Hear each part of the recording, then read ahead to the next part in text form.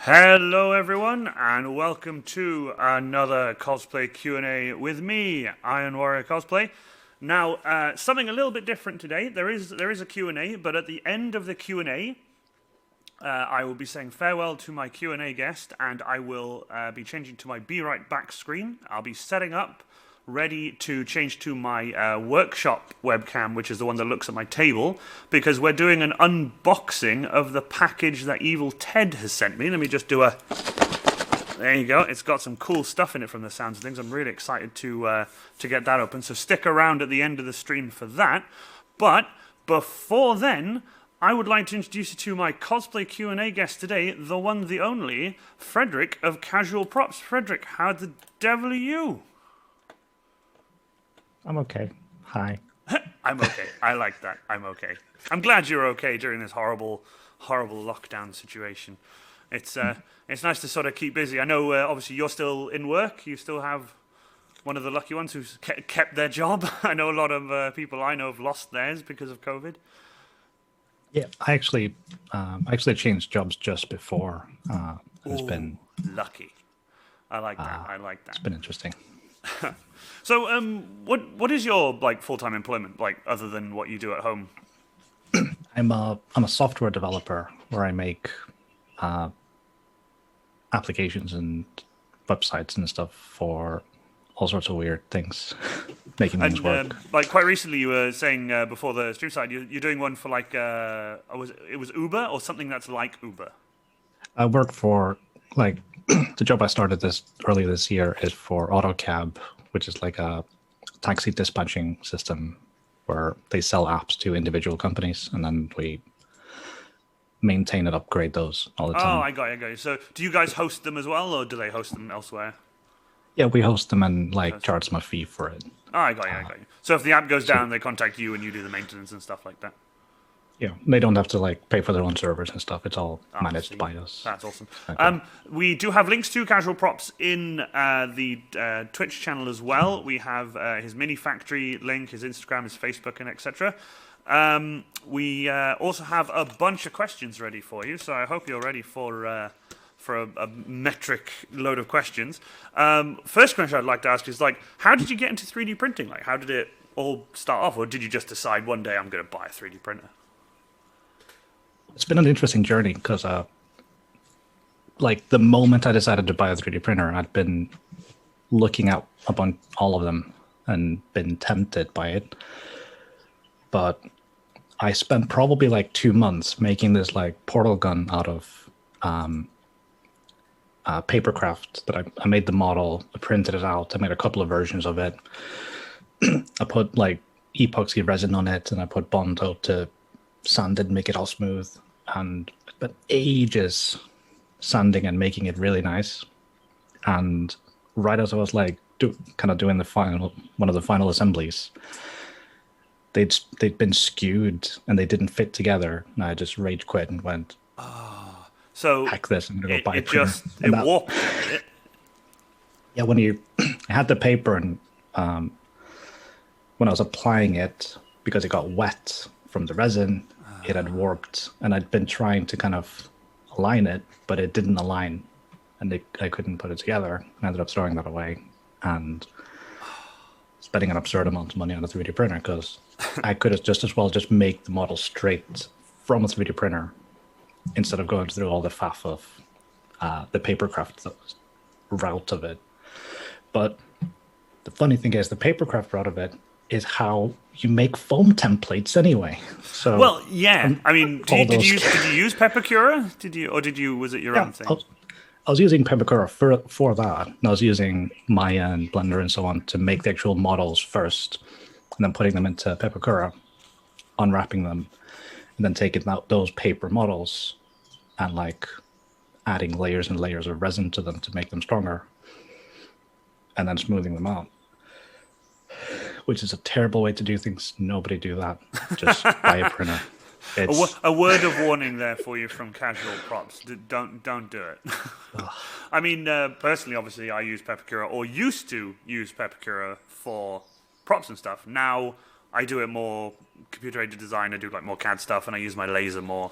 There's still the like physical aspect of it. Like I have to put it all together and actually measure and do this and do that and cut in bits in between and make it so that it actually functions as whatever prop I'm making. But I still do have some paper templates for things. Like for example, when I did the pirate hat from like scrap foam, like 2mm that I had and bits of 5mm, I used Evil Ted's almost.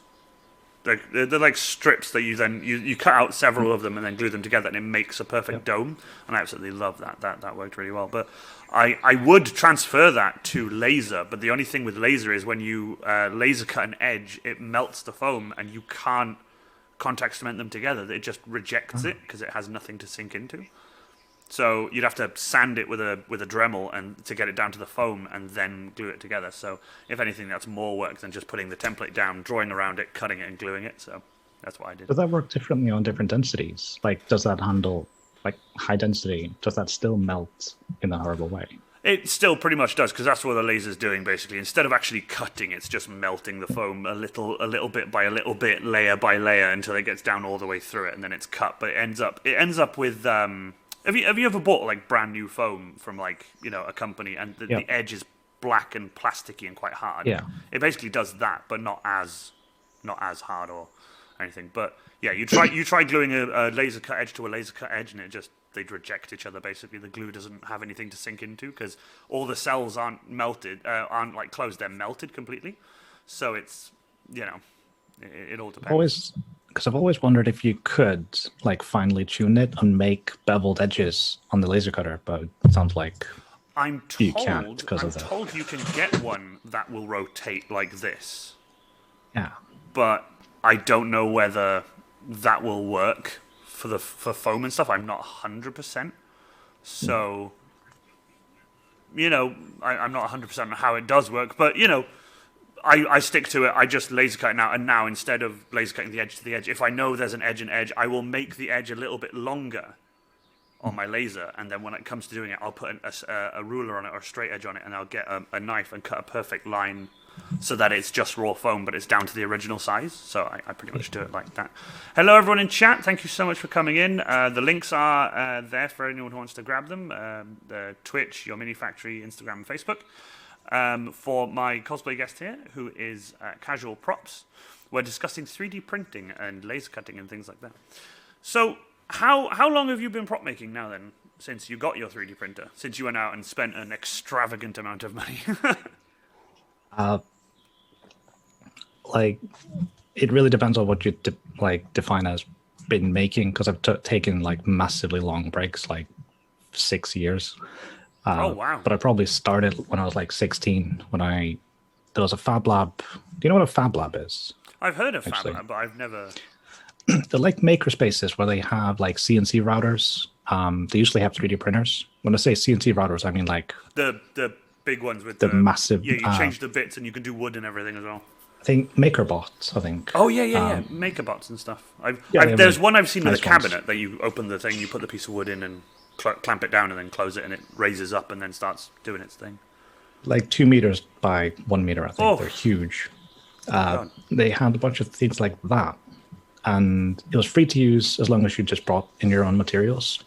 So me as a teenager was going like, oh, that's cool. And I ended up making weird weapons from video games that I liked, where I just made 3D models at home with pirated software, and then went there, bought some materials, and got them cut out.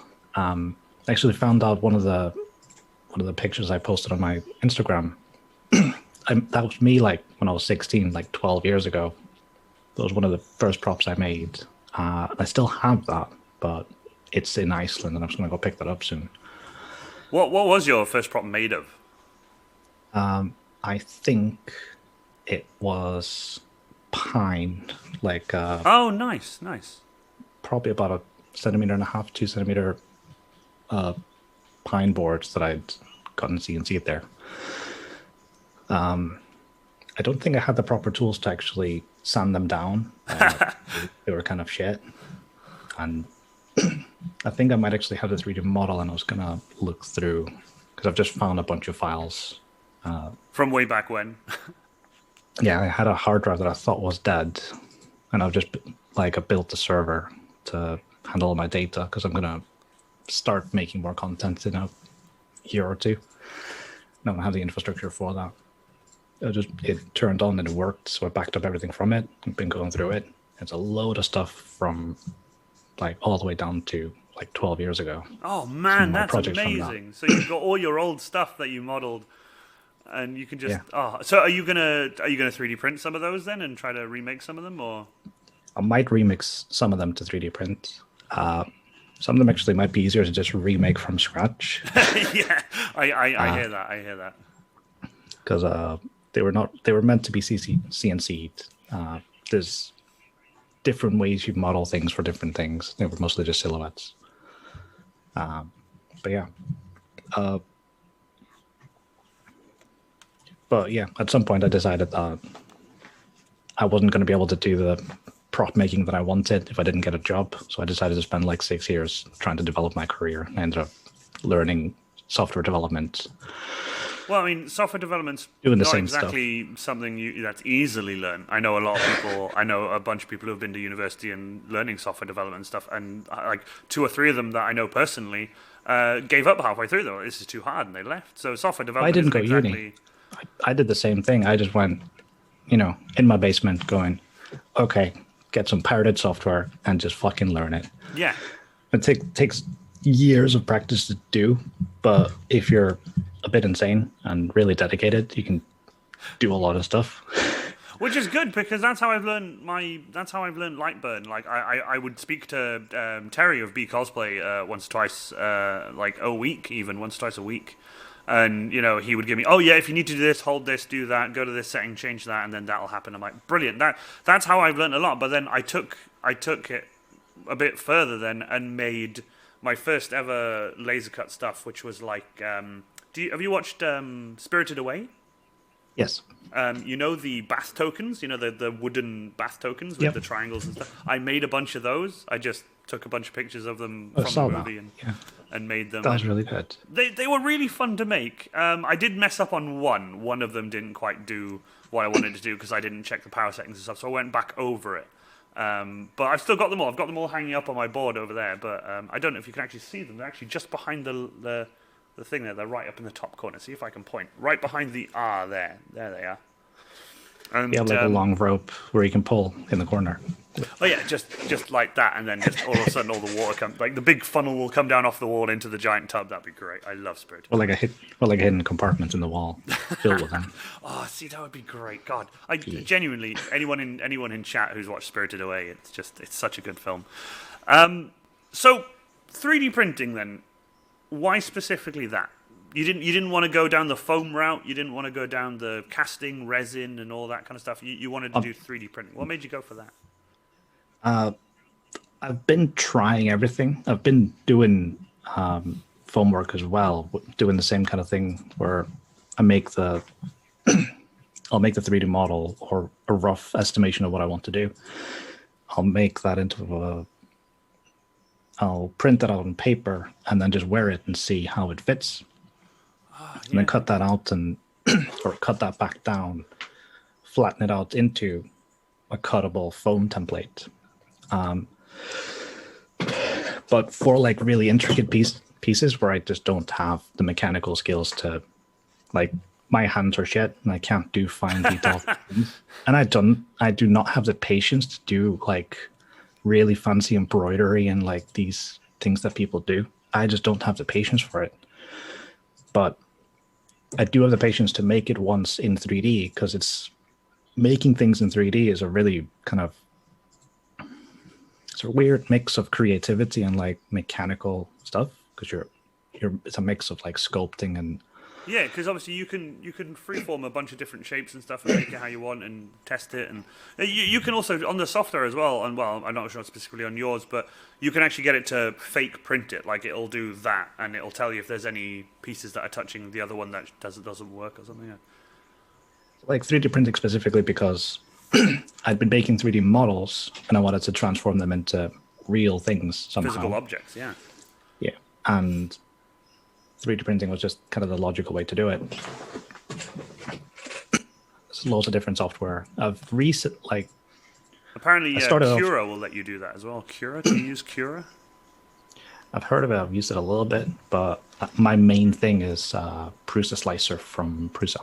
Oh, yeah, Prusa's... The default profiles for that is really good, and I've been messing with the CR10 and just kind of trying to see all the different budgets because there's so many different printers, and the different budgets have different challenges and different strengths, and it's hard to figure out what you can do with all those things.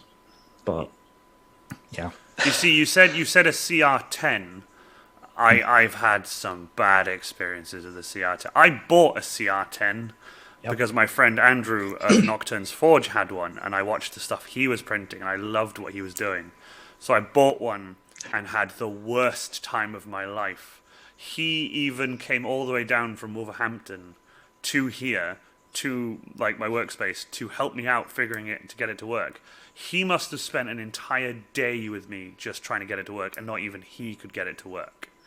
And it was a mixture of stuff. I had to order another bed because the bed that came was warped. We brought it to the workshop, put it on a flat surface, put a level on it, and you could look under the level, and there was just a blatant gap of light in the middle.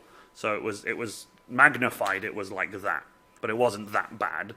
But in terms of 3D printing, it was out by a lot. So obviously it wouldn't adhere, and it wouldn't print properly, and everything wouldn't warp. Eventually, I figured out a small space by a small space by a small space. I don't know how much it was. It was a small square in the middle where I can't print. So I would print on the edges. So I managed to print one thing. Well, I managed to print a test print of a cat. You know the cat, the cats that do that. They're like the fortune cats from like Chinese restaurants and stuff that you see on the shelves. They do that. And I managed to print one of those, which was the test print. And that came out poorly, really bad. Loads of layer separation. It was awful, but it's strong, but it just doesn't look very good. I also managed to print a ghost from Destiny, the Xbox game. Gave that to my friend Brecken as a gift, and I put an LED in it for him with a 9-volt battery, and he painted it up like the ghost he has in game. And that was it. That's all I managed to print. The printer then failed after that, and I couldn't get anything to print.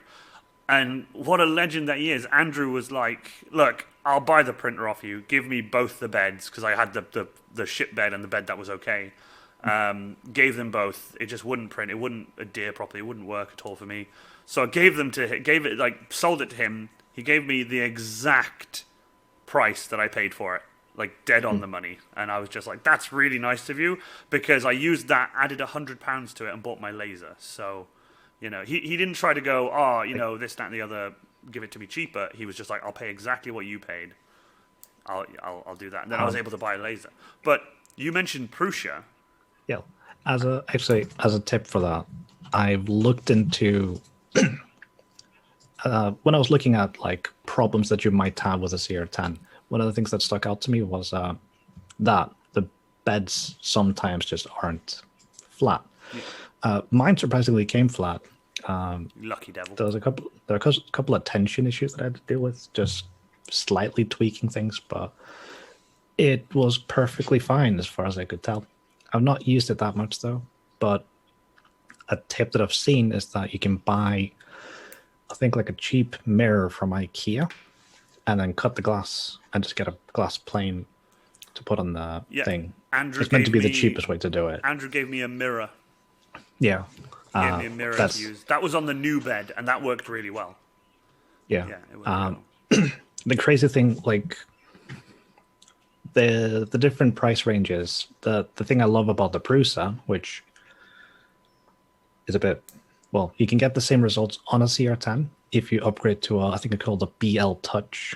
You have to print a new extruder assembly, and it's just a little pokey thing that pokes down to the bed poke down, and then got like retracts. A little rubber thing on it. Yeah, and it pokes and finds out where, like, physically the bed is, and then kind of makes a map of, it's about there. And if it is slightly skewed, it might compensate a little bit for that, as long as it's evenly skewed throughout it. You can get that on the CR10. I think it's about 100-ish pounds though, or like 60 to 80. Well, I know there's a CR10S, which is what my friend David Rothex to Cosplay has, and he managed to plug and play that out of box. He put it together, built it, put it on, leveled the bed, done. Artemis Blackfire has redeemed Power shovel. Power Shovel. That is Power Shovel. So now, basically, for the entire rest of the stream, I'm going to hold my Power Shovel. I've got my Power Shovel on stream now. That's a new one I've added. I'm surprised that someone found it. Unless someone's told someone. Hope not. But anyway, Power Shovel is now on stream, so I got my shovel. But yeah, so he had a CR10 S, which worked pretty much out of the box. He put it together and worked. But I've been looking at Prusa forever, basically, because they look amazing. Well, the thing about the kit is that it comes. Well, first of all, you get a bag of gummy bears, which is it helps. I think it's like a 4 to 6 hour build, and it comes in tiny little packets. Everything is labeled, and there's even pictures of the screws, so you can hold them up and be like, "Oh, it says this screw." So it's like it's really like dumb person esque. It's like, dummy proof. It's dummy proof. But it takes forever. Does it? Does it actually take that? How long would you say it takes to build Prusa together? It took me about a bit more than 4 hours. I think 4.5 hours. Oh wow, that is a chunk of the time first time around to put it together. Damn. And that's just like sitting down, reading the instructions, going, "This screw is meant to go in there. How does that do that?" But if they do have really good pictures, and they do have like pictures of the things that you actually care about, and they do update it. A thing that I'm a bit annoyed with though is that I have the 2.5, which is the older version. Yeah. And they've removed some of the guides for those, and I've been disassembling it and redoing the cables, because I went from 2 to 2.5, so I got the flexible bed that comes off. Oh, the one that's a magnetizable, like magnetizable. Yeah, that's super nice as well. Yeah. So like the bed just comes off, you can flex it, and the print just pops off. Oh, that sounds it's awesome. That was one of the questions I had for you, was what printers do you have? But you run Prusa, do you? Yeah, the 2.5. I started off with a 2. How many printers do you have? I just have 2 at the moment. Just 2? God, that's 2 Prusa printers. That's amazing. Also, thank you for the follow Obi-Wan comeback, but I'm not going to read the whole name. Obi-Wan. Thank you, Obi-Wan. You're my only hope, but I'm not going to read the full name out. It's a great name, though. It's a great name. Thing to worry about a bit with cheaper printers as well. There is like software features that I've actually been benefiting from what I've got now. The cheaper machines can like light themselves on fire. Yeah. I've heard nightmares of power supplies just blowing smoke out. Like the scariest thing, or the most recognized thing, is thermal runaway. So the thermistor that measures the temperature, and the board sending electricity to the heater or something, they've got a table of how much electricity or current is being sent through and what the temperature should be. So they kind of calculate that. If it's not in line, if it's sending tons of electricity through, but the temperature remains the same, it freaks the fuck out and goes, shut it down. That's so good. But some of the cheaper printers just have that disabled.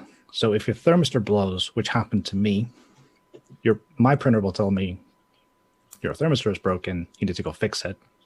Other printers might go, oh, I just need to send more electricity to make it warmer. And then it lights on fire. It's super rare, but it is something to worry about if you're leaving it overnight. Yeah, that's the thing. That's the thing. Because if that does happen, let's say it's in the workshop on a small table with nothing else around it, and it's just on the table. What could be the worst that could happen? It could just kill itself or melt everything. Yeah. And I mean, it's just 3D printers are scary things, and you should take safety precautions to not burn them alive. Like, I've got a fire extinguisher next to mine, and I've got a fire beep alarm thing. What are they called? Smoke alarm. Smoke alarm inside of the enclosure as well. So if anything does happen, if there's any smoke inside of there, it'll beep at me. And I've got the extension cord for the whole thing on top of it, so I can just smack the button and turn the whole thing off. Oh, that's awesome. That's awesome. And I always, anytime I modify it or change it, I don't leave it alone for about a week. Yeah, you keep an eye on it, make sure like all systems go, and then you'll be sort of happy to leave it. Even though it's like a really expensive machine, like you just shouldn't trust these things. You should be very careful. I mean, and that's what I was going to ask extra you now. careful. You've got two Prusa printers, you said. No, I've got one Prusa and a CR10. Oh, one Prusa and a CR10. Right. Yeah. You don't have to say how much if you don't want to, but the question I have got is how much have you spent on your system, like in total?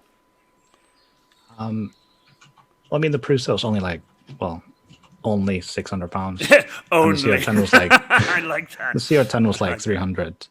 I think I paid like 250 for an extra for the upgrades to 2.5. Oh, that's not too bad then. 60 for the upgrade. I mean, if the upgrade was going to be like almost the same price as the printer, you might as well just buy another printer or a newer one. And the enclosures keep creeping up on me because I built a box around mine, both you for said about noise. The enclosure. The 2.5 is noisy as fuck. It's like the CR10 is probably more quiet than the Mark II. That's shocking because I had a CR10. That bugger was loud as balls. Like the motors are pretty quiet on the CR10, but the motors on the Mark II are really loud. The fans are loud on the CR10 though. Oh yeah, the fans on the CR10 are beyond. I think the whole printer was just beyond loud because I had it in my room for a couple of days and it was just horrible. But I tell you this though, with the Prusa, all the videos I've watched the Prusa, they're doing a video and then they'll go, and just so you guys know, the whole time we've been talking, and they'll move the camera and it's like the printer's been printing right next to me. Yeah, you I love can that. barely hear it. But you're saying it is quite loud, you'd say? It's very loud. It's like I have it in a pretty I think it's like 2 centimeter thick, like MDF shit. I made like just a simple box. Yeah, just to keep it warm, I take it. I did it mostly to get the temperatures. Yeah, because to print ABS and the stuff I'd want, you need really stable temperatures and really high temperature on the inside. So I'll heat it up, leave it for like 15 minutes, 20 minutes, and then start printing. I already forgot the question. What was the how much do you spend on your setup? You don't have to say if you don't want to. If it's like the whole thing, I'm talking. You said 600 on the Prusa, but I think only 600 on the Prusa. I'm probably just a little bit over $1,000, but I mean, honestly, that's not too bad. I mean, I've heard worse, but that's I mean, I've got a relatively modest setup. I want to get resin stuff as well because it's like a whole thing with. Like, you mean the resin printers that slowly raise out of the fluid and. Yeah. Again, David Roth, Extra Cosplay, had one of them, and man, the detail you could get was insane. Like the thing about resin printer is they print better detail. So if you want to do small little figurines and stuff, that's the thing you want. I was gonna do some experimentation with. I bought a nozzle pack recently, so I've got like all the different sizes of nozzles, and I wanted to try how fine can I get the details on just a Prusa with some settings. I've not gotten there yet. I need to research that because that's a whole fucking thing. Because I was going to ask you, like, what sort of nozzle sizes do you prefer? I've been doing 0.4, just standard. Oh, okay. Is that like your baseline? Yeah. But I recently just got the nozzle pack to try something else. I've been doing 0.6 for the last week. Then it stopped working again. Yeah, what you said, you were saying on the Discord. By the way, if you guys want to join the Discord, there is a Discord link in the chat for you guys. You were saying on Discord that you were having some issues. What were the issues you were having? Well, there was two things, and they're both my fault. Oh, well, hey, at least you're man enough to admit that it was your fault. So the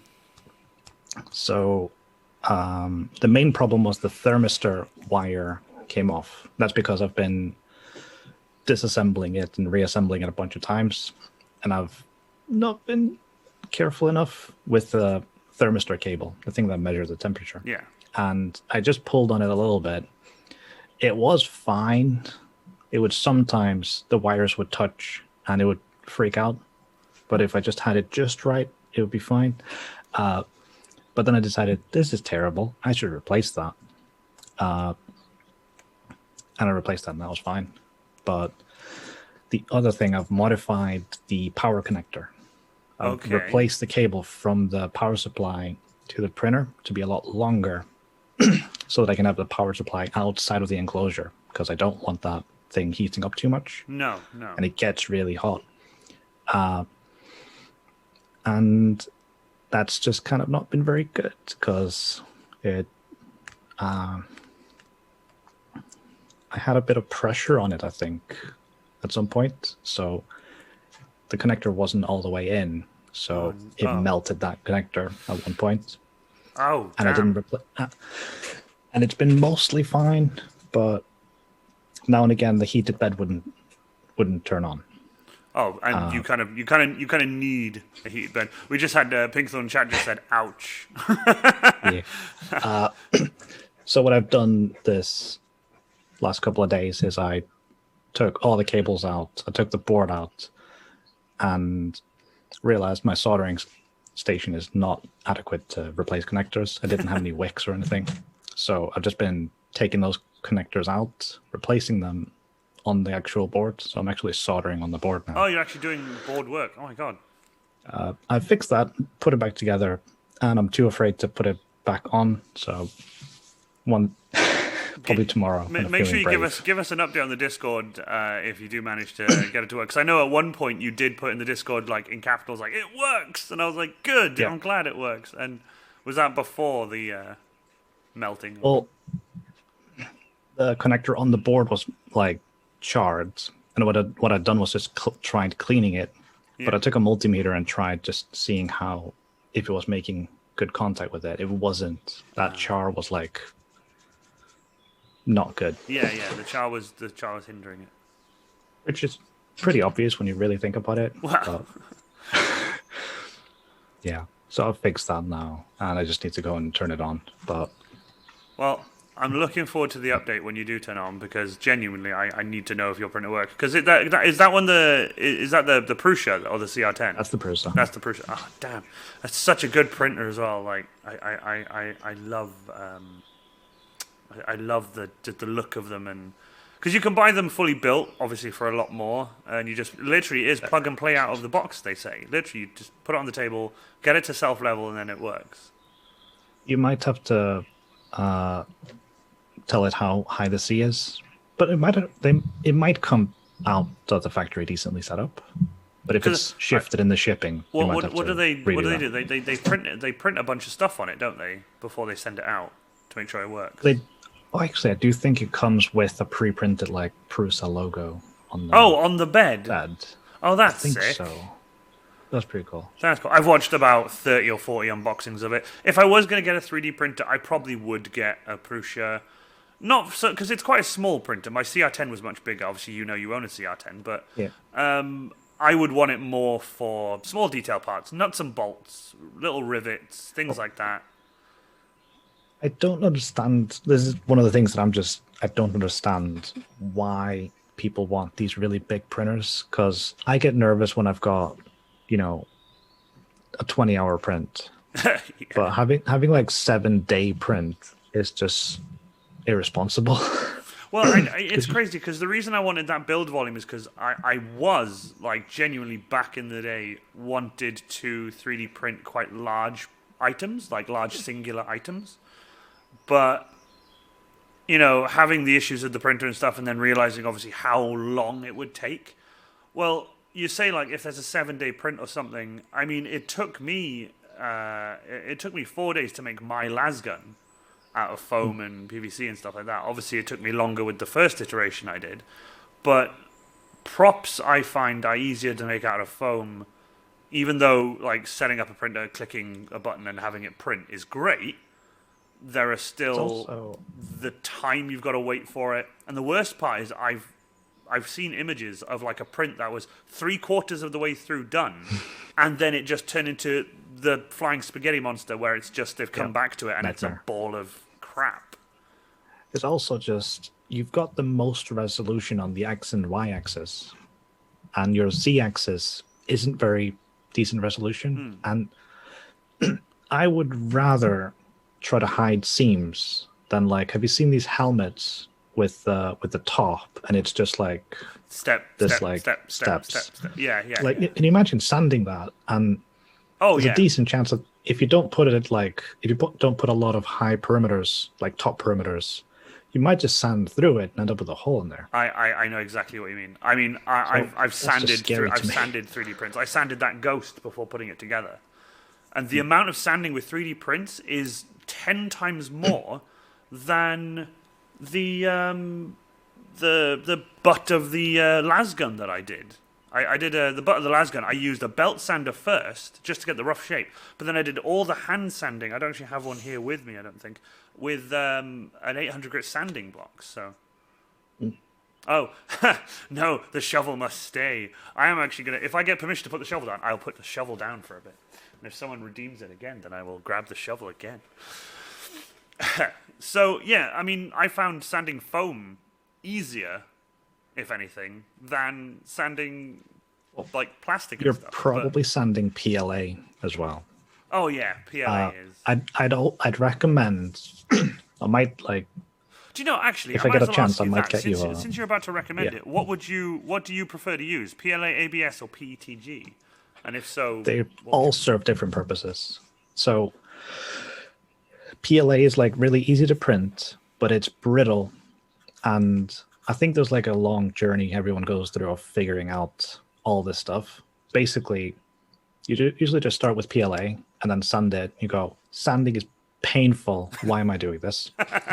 And then you might come up with a couple of creative solutions. One of them is, which is really good, is to put like automotive filler primer. Oh yeah, Halford's filler And then primer. sand Yeah, that. yeah. So you basically, well, sanding PLA is shit. You instead of sanding the PLA, you just add something on top of it and then sand that down. Which is, yes, do that. Another thing people sometimes do is like, I think it's called XTC something. It's a really viscous resin that you can mix and kind of add onto it. But resin is kind of toxic and it's scary to work with. But you XTC 3D, Pigthorn in the chat. You can add that, but you might lose a bit of details. But it's kind of a similar thing where you're adding stuff on top of it. Resin is easier to sand as well. Resin is probably on the same level as ABS to sand. It's quite relatively with easy. XTC 3D, I actually have a box of it up there. I was given a free testing kit of it. Like, try it out with like small bottles, a little measuring cup, and a little stirring stick. And I used that on the Ghost. I used that on the Ghost. And it came out beautifully. Like, for the print I did, it was actually really smooth. Yeah, you could see lines, but compared to, like, if I showed you the cat toy that I made, the nodding Chinese cat fortune, I think it's like good for money. And the Ghost, you look at it and it's amazing because I used that stuff, but I also used Halford's filler primer as like a base for it without sanding, so I didn't sand it. Which is what I did. But yeah, if PLA, ABS, and PETG have like different uses, then that's fair enough. But what plastic do you use the most? I do ABS all day, every day. Is it ABS all day, every day? Is so- ABS more expensive then than would you say? It depends on how cheap you're buying your filament. Like, I think ABS is maybe a little bit more expensive. I'm paying about 23, 24 for a kilogram. Whereas you can get PLA for like 16, but See, that's from not dodgy too sources. bad.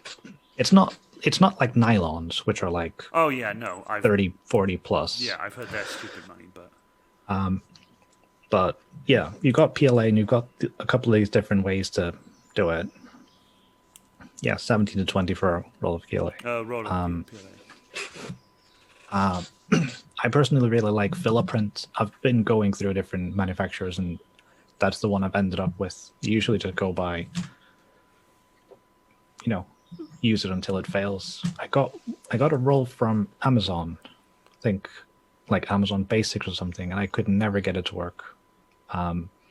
Even on a Prusa, it just did not stick, and I ended up throwing it away. Was No, it that? I still have Was it because of the printer then? Would you say, or is the actual? I bought like 3 rolls from them. 2 of them worked fine, and then 1 just didn't. It would clog up a couple of times. It would just not stick, and it just. And I ended up getting a massive clog on that as well. And I took out the extruder and melted the plastic, and ended up having a piece of like. It wasn't aluminum, but it was like a piece of plastic in there, like a piece of, like. Oh, like a kind of plastic. plastic. Like something that just melts, turns to pretty much a solid, and Yeah, that was in the nozzle, just in the way, and it didn't. It just clogged everything up. because And that happened like 3 times. I had one clog. I had one clog on mine, and I took the nozzle off while it was still warm. I had a pair of thermopliers, and I just went off like that, dropped it on the bed, picked it up, took a pair of tweezers, and like took it out while it was still warm, and just peeled it out. That worked really well. But once it failed, I let it go, went down for food, came up, and it had gone solid, and I could not get the nozzle off, and that was the most difficult one I've ever done. But I I mean, think as a blowtorch is a common thing to fix for that, go on. or a lighter if you're brave. Oh yeah, could have just used a lighter. You just heat it up and let it ooze out. Yeah. See, didn't because think I'm using ABS, I just put it in a little tub of acetone and leave it overnight. Oh, It just melts acetone, it, does it just ends dissolve up, it? ends up in a little pool. Quite nice. That's awesome. See, there you go. There's a tip for you guys. If you get a little nozzle clog, just acetone for about, what do you say, about 24 hours? I just leave it overnight, and Just then, leave it. well, I'll put a bit on it, maybe take a needle and like mess it up a bit, like poke it and get the most of it out, and then just leave it in. I do think actually PLA does disintegrate in acetone as well, Oh, but it awesome. doesn't in the same way. It doesn't melt. It kind of, Oh, which is what I like the technical term. I like that. I'd look up. Prusa made a video recently on acetone smoothing on different things, different printing materials, and they found PLA does melt, kind of, but it doesn't make the surface smooth. It just breaks the print. Yeah, and it make them just crumble, melts it and screws it up. It eats the PLA, basically.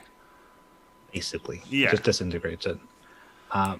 Then you've got PTG, which I really like for. I had like a, what do you call it? I had a see-through one, which was really good to print because I could over extrude it, and because of the way PTG is, it's kind of sticky. It's a pain to get off your bed, especially if you have like PEI or a glass bed. It sticks to things crazy well. It's really sticky, but it also means it sticks really well to itself. Yeah, And it which is what you want. It doesn't really. melt. It doesn't melt at low temperatures like PLA does. So it's not going to get ruined if you leave your prop in a hot day in the car. But sanding it is even worse than PLA. Oh, really? Because it's sticky, it's impossible to sand. I wouldn't even try it. I would, as I was testing things, I made like a see-through, I think Obi-Wan's lightsaber. There's a free model online that I found. And I tried sanding it, I just never did, and it's in a box somewhere. But then it's really good for mechanical things as well. So PTG has that really nice use case of it's really strong. It's so you can make easy to print. You can make things that actually like have moving parts. Yeah, and it's easier to print than ABS as well, because you can keep the fan on when you're doing PTG, and it will print. The thing with ABS is it shrinks when it cools down.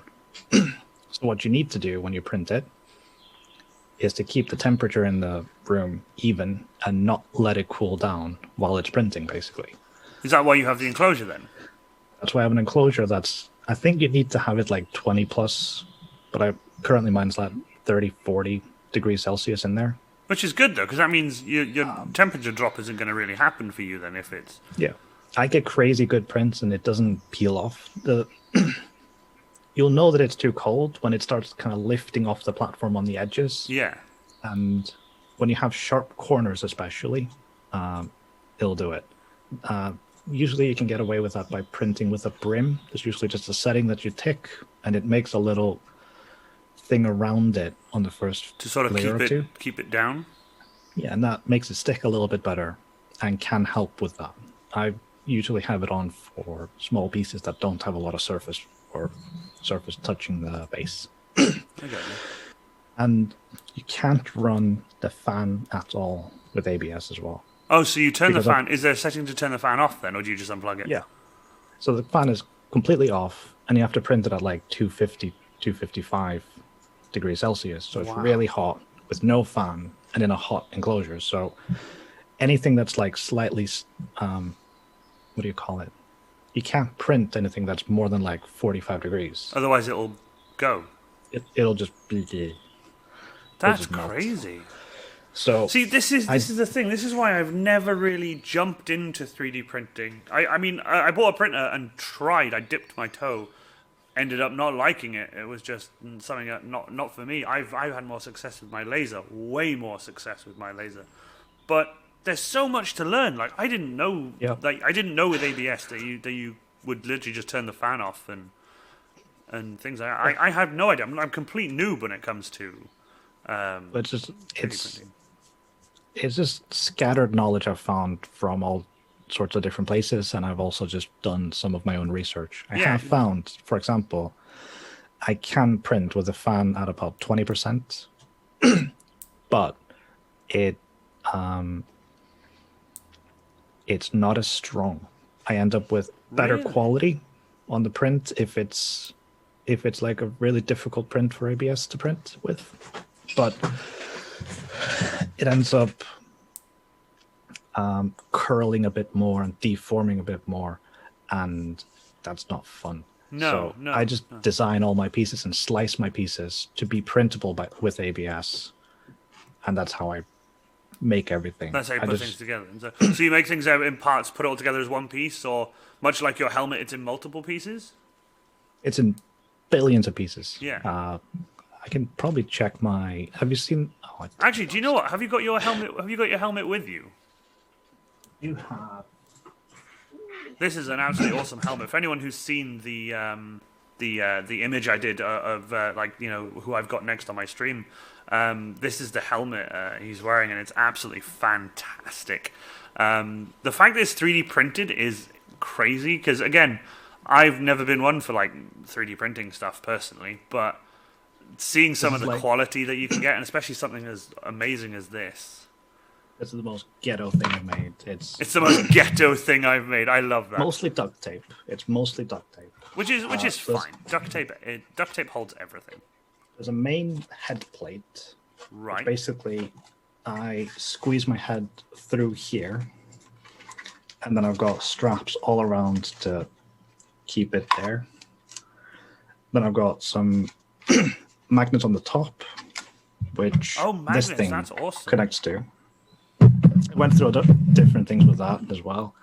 I originally just tried to keep it there and had little tabs of Velcro, but the whole thing would shift a little bit. Oh, I got and that's really uncomfortable. Yeah, I bet.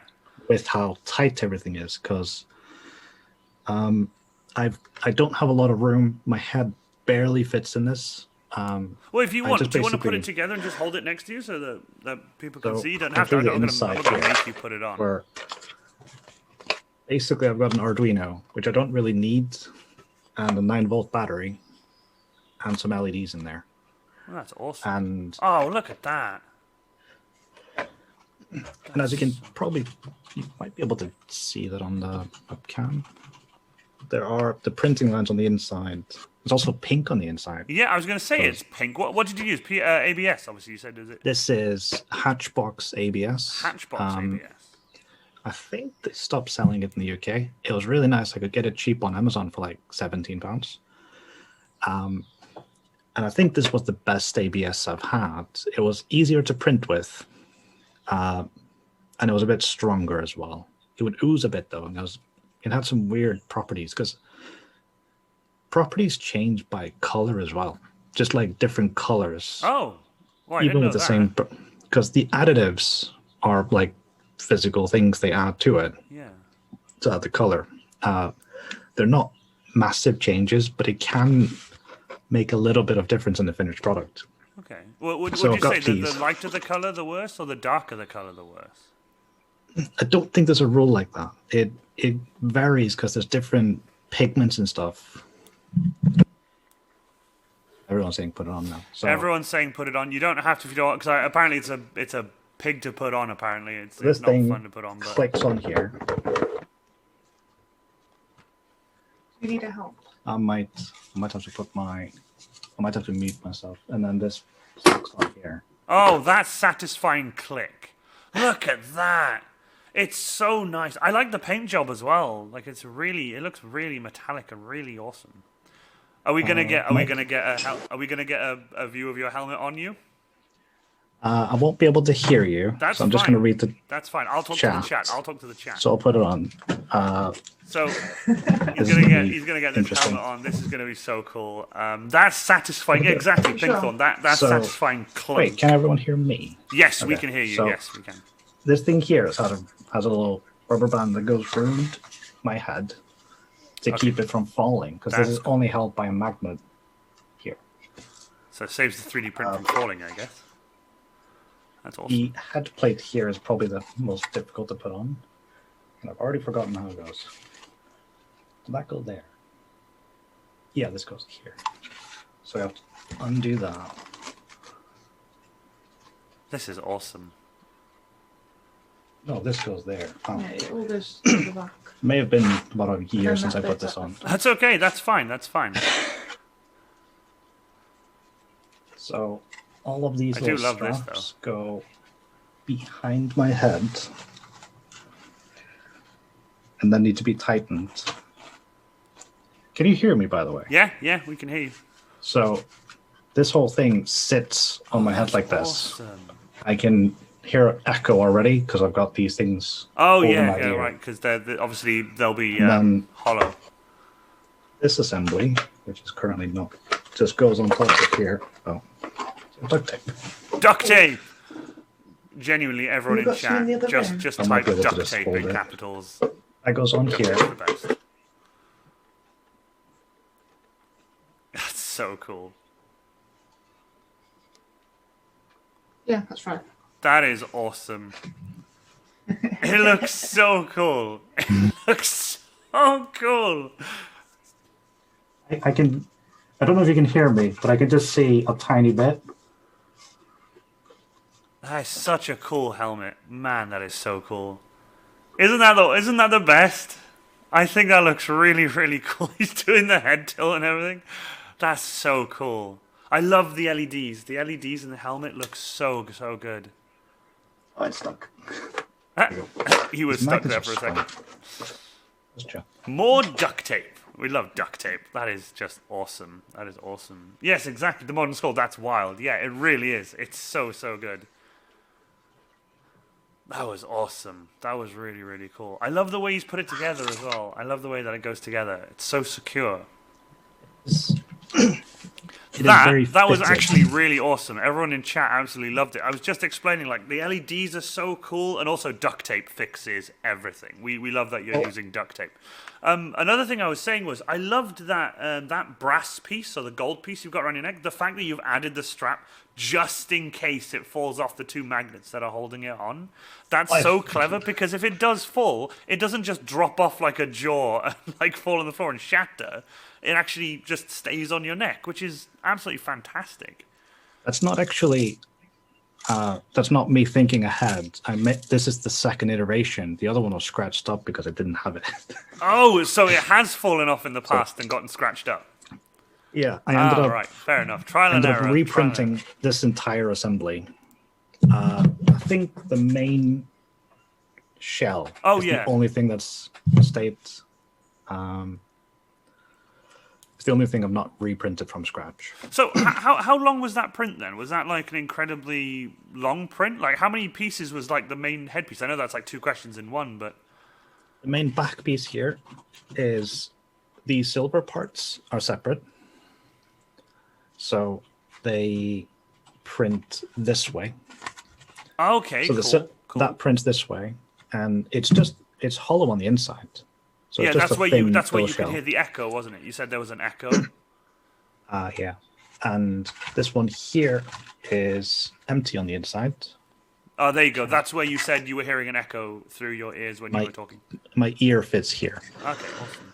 I like that. And that one prints that way as well. And I modified the design for these. They are not shaped like this, but I couldn't make them any different because it's ABS. Yeah, because you said if you print anything more than a certain amount of degrees, you said it would fall. And I did some test pieces. You can, if you look closely, I've sanded most of it away, but it's... See, even close up, you can barely tell. That's really nice. I can see that your prints are like incredibly fine, like detail and stuff. These are different colors on the inside because this is a whole different roll. But this part here, so this is 3 parts. There's basically goes through here. Hard to show. Oh yeah, there are these little black pieces as well. Oh, did they also 3D printed the same way? Same way. They print like that. And then this whole thing. How do I do that? Also, we have Pages Pooches in chat, who is actually sat behind Casual Props. So this piece here prints that way. This thing here prints this way. Oh, we got a wave behind you. Got a wave. There you go. Everyone wave. We're gonna wave. Basically, the shell around it is in 3 pieces, and then these little pieces add into it. And these big pieces are actually structural because there's a divot inside of it. Oh, that slots I cut it into it, and it slots into it and then glues it. So it is actually holding these 2 pieces together. See, I like Can't that. show that on camera very well though. Because there is a seam there. You can There's a seam barely going through tell. here. You can barely tell. That's how good That your line prints there. are. There's a seam that goes through behind this, and that That's crazy. gives it strength. That is crazy. Your prints are so clean. Like, hats off to you. That is a clean print. It's a very clean print. Do you want to grab the tracer gun? The what? The tracer gun. Yeah. Probably the most. Oh yeah, Pages Just that. Pooches did mention that you I had forgot printed the that. tracer gun, which is awesome. I have a little wall downstairs that I'm trying to fill up with random shit that I print. Oh, see that I would love to do that at some point. Put like the shovel on it, the power, like the power hammer and stuff. I'd love to do that kind of stuff on it. While we wait for that, what is like do you do your own designs? Like you said you have a website called was it Me? It's not my website. It's kind of like Thingiverse, where you can upload models either paid or free.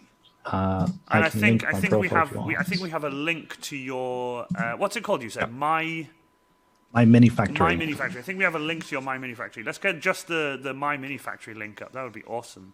And that's actually a link, obviously, to your page on My Mini Factory. So do you make your own designs and stuff, or? Yeah, those are all my designs that are on My Mini Factory. You can download some of the models I make for free and just print them. This is one that I have put on there. That is such a nice. And to be honest, I only made this because I got an airbrush and I bought some of the, I think brushed aluminum alclad paints. The enamel ones. I've heard. You know which ones? And I wanted something metallic to print, and I think the amazing thing with this is the post-processing after printing this. And again, you can see on My Mini Factory how it slices down. It's in a bunch of different parts, but they're all angled in such a way that I get the most detail and they print the fastest. I made Yeah. 4 of these, I think, Oh wow. and I threw 3 of them away. Oh wow. Okay. You don't give them away. I gave, well, no, I did give them away actually. Do you want to hold it up and show everyone on the camera how awesome it looks? Like that is. How did you do that amazing carbon fiber effect? That is a cheap little. Is What do you that call the it? anti-slip matting? That is the anti-slip mat. I've wanted to do that for so long, and apparently it will only work with a spray version, so like a spray can Yeah. or an airbrush. It won't work if you paint over it or like stipple it. Yeah. Apparently. Yeah, I actually bought some carbon fiber vinyl, and I tried putting it on there, but it looked terrible, so I ripped it off and went, "I'll do that instead." Yeah. So That looks so nice. Look at that. the tip is actually probably the one I'm like the most because of like how clean this is. It's so In terms of post processing, I put acetone on the whole thing. I did 2 layers, let it dry for like a couple of hours, Yeah. and then just brushed on a little bit more, and then I sanded it. In terms of like sanding and effort, it was about 40 minutes. Wow, that is So like post processing on this was basically nothing. The only piece was about here because this piece prints this way, oh right, okay. and then this piece here is separate and slots in. Oh, okay. So you literally just pop it in and you just glue it in then. Yeah, and I've modified the design a bit to be more easily printable. And then all of these print in different orientations, whereas like this piece, I think here, like this is a piece. When you open the file, then does it open exactly the way you're describing it now? Then Yes, awesome. they're, and all the screws are separate as well. That's like these screws here. That was one of the first versions. I had those included, and they look like shit because they don't print very well. Well, I mean, at least you're honest about that kind of stuff. Like, I mean, I know a lot of people will be like, "There's my file. It's amazing," but you're like, "Okay, well, the rest of it's good, but these aren't very good." So I kind of remake them. So these actually just glue on. So I just like paint. I didn't even sand them. I didn't sand. I wonder if I can show. I'm not sure why, by the way, but your webcam has gone blurry. It was like it focused on the gun, and now it's not focusing on you. So that screw, I never sanded that. That's just a couple of awesome. drops of acetone, and it just smoothed that for me. That's the whole print. I love the carbon fiber detail. I'm gonna have to try the carbon fiber detail on just a piece of foam at some point, just to see if I can get it to work. Because I've got an airbrush now, and it's so good. It's so good. I'm looking forward to getting some paints for it and actually start properly using it. I'm gonna get Vallejo if I can. They're quite good. Which I would be have really, really nice. a lot. You have a lot of Vallejo? I've probably spent more on paint than my 3D printers. I've got a big box of paint, and I want more. I wonder if I can. Awesome. Yeah, I was going to say, I'm not sure why it's not focusing on you now. It was at one point focusing on you, but it sort of stopped focusing on you a little bit. I'm not sure why. It's when you held your gun up to the camera, it auto-focused, and now it won't go back. God, I love webcams. Webcams are great. Unless it's trying to focus on something else in the background. I'm trying to get it to focus on me. Well, don't panic if not. Don't panic if not. Not enough again. 3D modeling then, is that something you just picked up, or did you full on buy the software or pirate the software and then full on learn how to do it?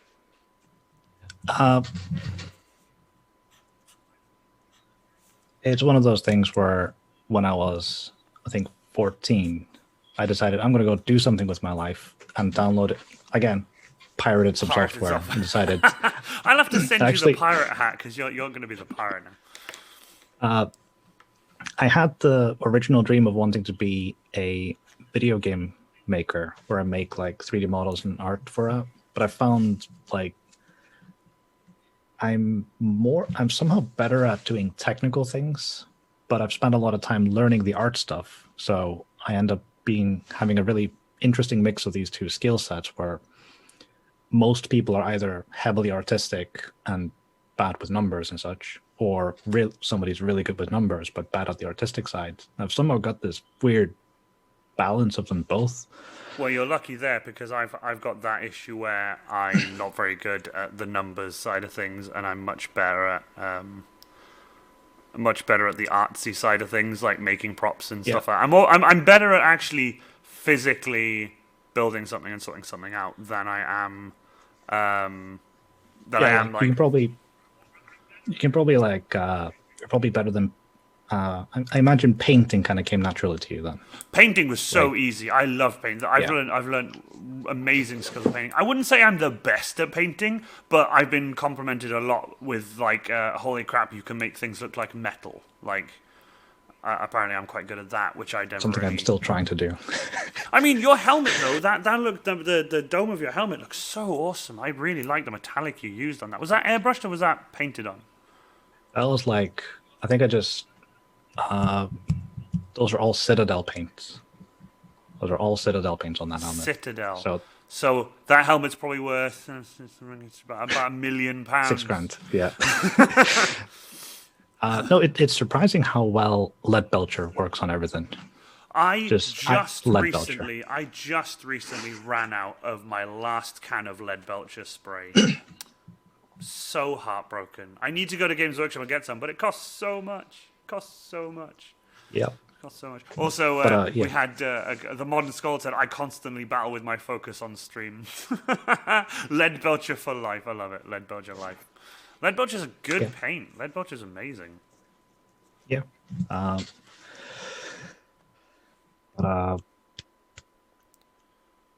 Yeah.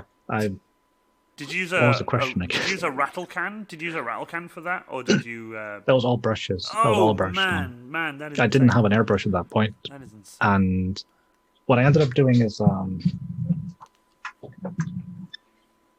had this idea of like, what if I put like, what if I brush on a bit of Nuln Oil and let it dry for about 5 minutes, and then take a sponge and like rip it off.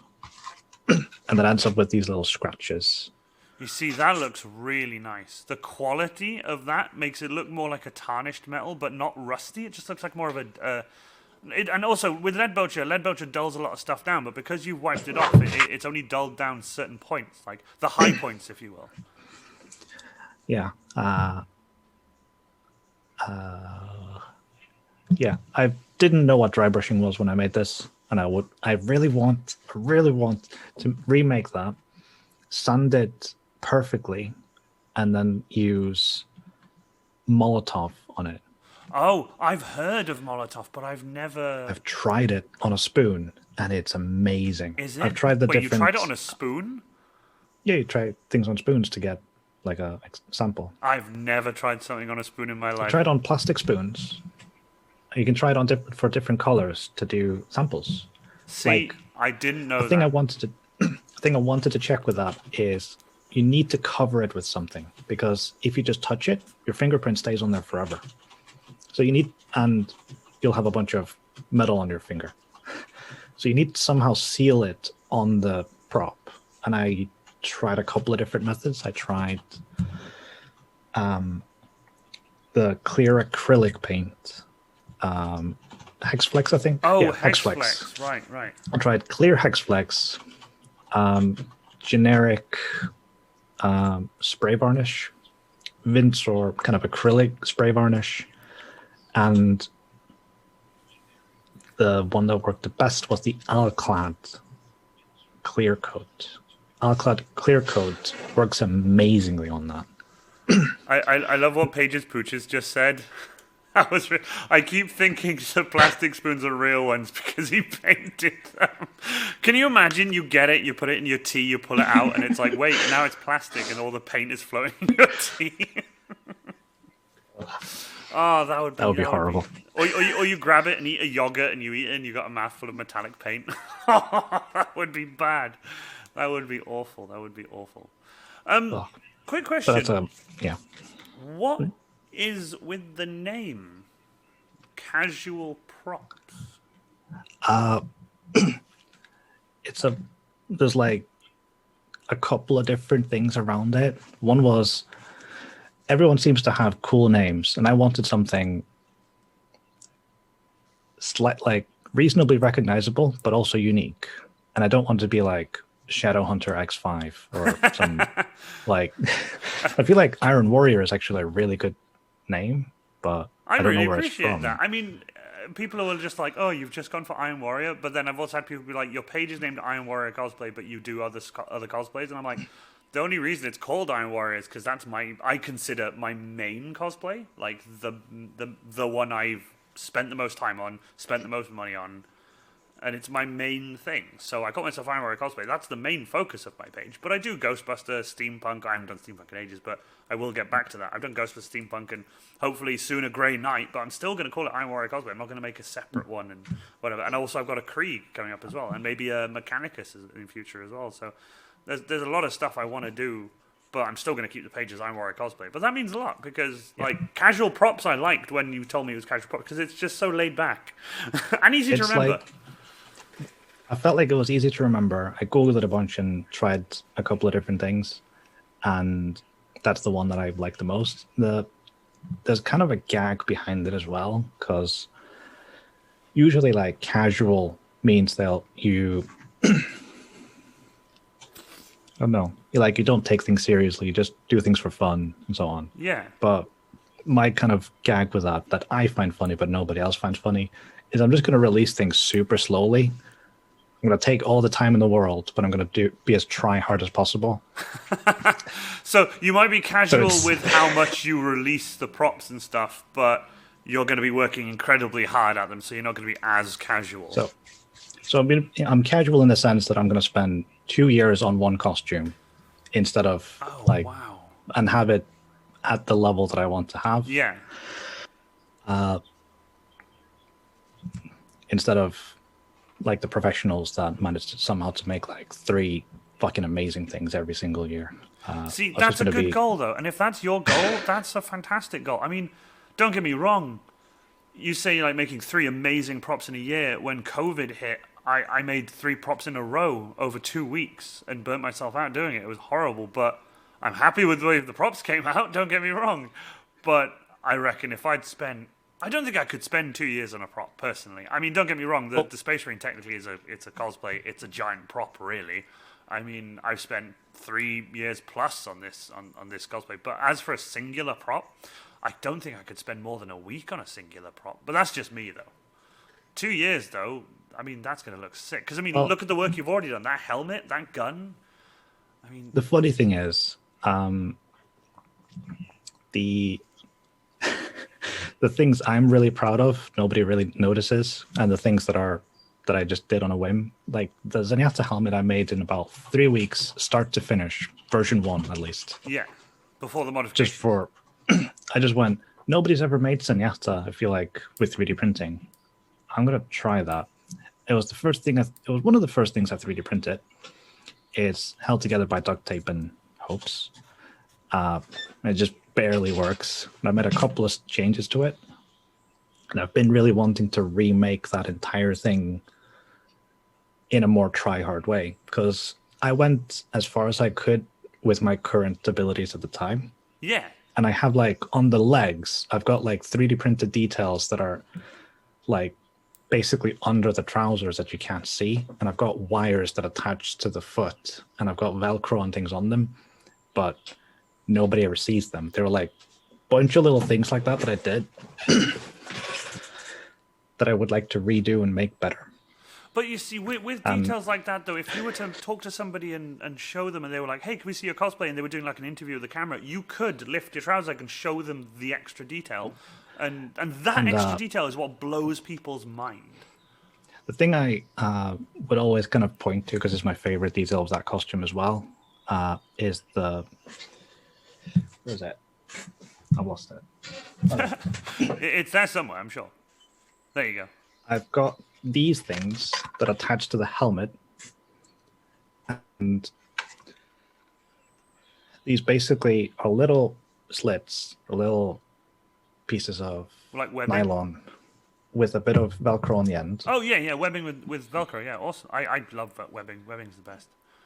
and they attach to,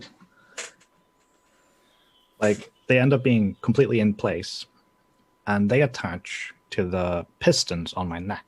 Oh yeah, So the you pistons said. that are attached to the chest plate Yeah.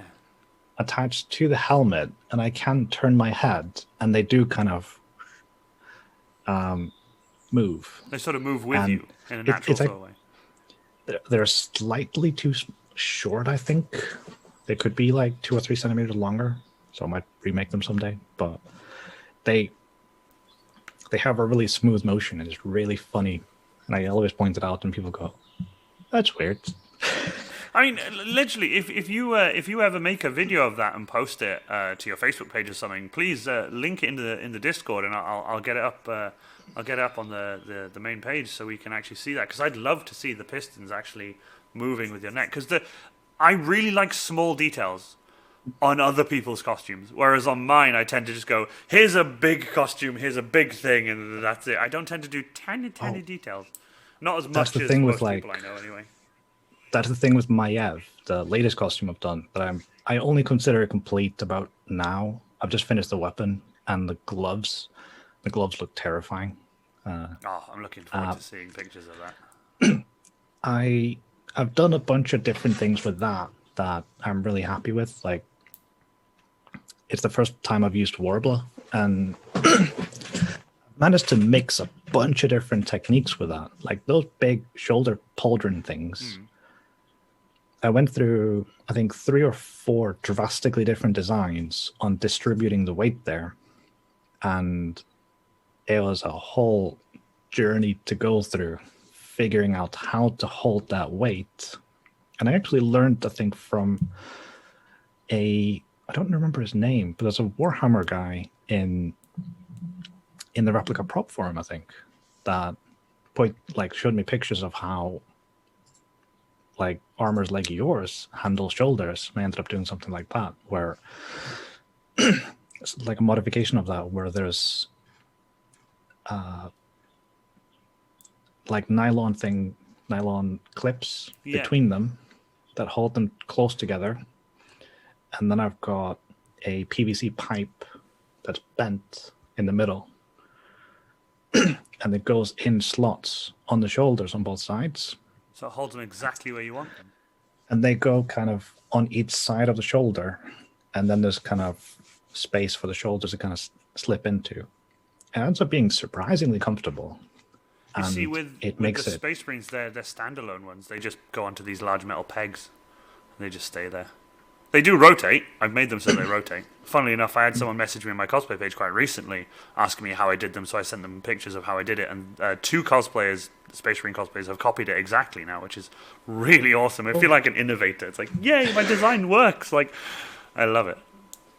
But PVC pipe sounds not comfy, but if you say it's comfy, then that works. Well, it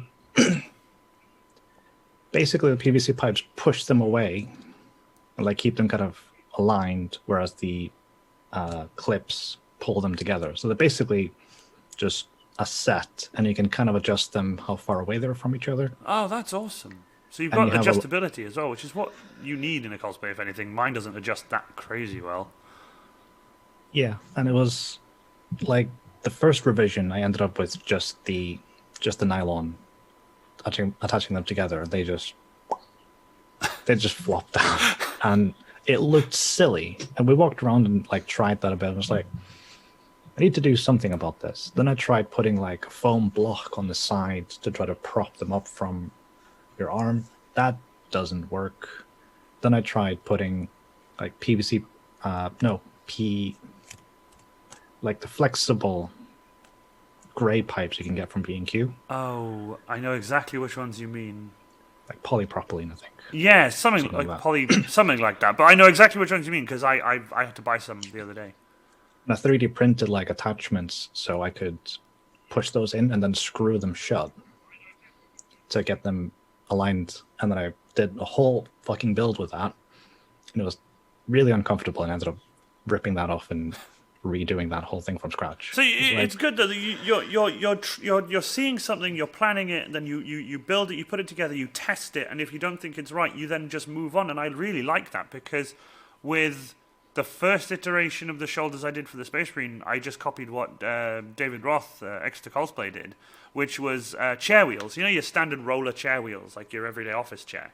One of them, he had the connector part of it in the shoulder of the foam, and then the connector part, obviously, that's in the wheel, was glued permanently to the shoulder, so you get that rotation. But you don't get this rotation, you get just up and down that way. But his foam bends so much that it can work, because he uses open cell foam. So with his, it would literally just hole, peg, it would pop in, you'd hear it click, and once they were in, they were in. I tried the same, but mine weren't as good. Mine just did not work well. I mean, they sat well, they looked fine, but they were too low. And then when I modified them, it took me, I think, a year, maybe 8 months to a year, to finally draw, design, and just, it was all sheets of paper and me just testing and trying stuff out.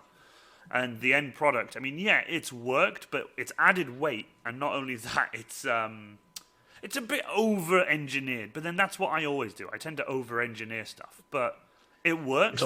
Much like your webbing system with the PVC pipe, it works. And as long as it works, you don't need... No, it doesn't. It doesn't work. Oh, does it not? It just barely works. Oh, it just barely works. All right, well... It works enough. It works enough. I still want a better solution to it, but I can't think of anything. So I'm just going to suck with it. But until you find something better. It's just shoulders are hard. Shoulders are not the easiest. They are difficult. Especially with like the cape makes it a bit difficult as well, because that cape is like, I found some heavy like upholstery fabric that I liked how it looks. I did not think about how it's going to work, which turned out to be fine. And then just like put some fur on it, and sewing turned out to be surprisingly easy with that. And it just worked. I don't know, just words. Don't worry, it's fine. Genuinely, don't panic. Don't panic. Like getting all that weight on it, because the big spikes are heavy. Yeah, because like, is it all 3D printed then? The whole. I looked at those spikes and I thought, I do not have the hands to be able to do that out of foam. I don't have the patience to make two of them and make them look the same. So that was purely me being impatient. And that was another thing I went through as well, where I have a weird thing that I do every time I 3D print something. I abuse it as soon as it's been printed, so it breaks before I get attached to it. So that's interesting. I built those shoulders, and I just had a piece of webbing attaching them shoulders together, and I had some magnets to try to attach it. I tried the magnets; they just falls off. Then I drilled a hole through and made a corresponding 3D printed plate that's glued all around into the shoulder and has Warbler on the back to like get it even stronger. Yeah. It's surprisingly durable. And then I made a little flat discs with a screw thread in the middle, and basically just a 2 or 3 centimeter like screw that goes into this big spike. So the big spike goes in, gets screwed in from the other side. And I was playing around with that, and I thought it would be really funny to put my hands underneath to hold onto them and pretend to be a Hercules beetle, like moving them. Oh, yeah. Imagine those things. I know exactly what you mean. Looking forward and chasing Paige around the house. He did not find that funny. And then at one point, we hear a snap, and one of the spikes just falls to the ground. We go, oh shit. It turned out the whole thing, that peg snapped. And I ended up fixing it just by 3D printing another one, putting acetone on it, letting that dry. That was it. just the acetone smoothing made it strong enough to hold up to. Well, it's not broken since. That's And awesome. I've done that same thing I did before. I have a funny thing. We have Quarion said the yeet test, which me and Dragonheart do as well. Dragonheart will build a prop and then throw it about, see what it's like. I throw my props about to see what they're like. Not all of them, some of them. Like I wouldn't throw the Power Fist around, for example. I know how delicate that is. I'm not insane, but. We have been asked. I'm not sure who this is. Pages Pooches. I'm not sure who it is. No, I'm kidding. Has asked. You should ask him how much each weighs, and I would love to know. I think the whole thing is about 4 kilograms. Oh, each. No, like I think each spike is about 1 kilogram. I Each think the spike cape is is a about kilo. 2. Oh, They're heavy. yeah. How are your shoulders after an entire day of wearing those? I don't wear it. Oh, okay. I should be asking that question to somebody else. Look at that. Yeah, loving it. Would you ask how do your shoulders feel after a whole day of wearing How them? do your shoulders feel? There's a big delay. I know. But yeah, it could be worse. I say. Could he be still worse. complains.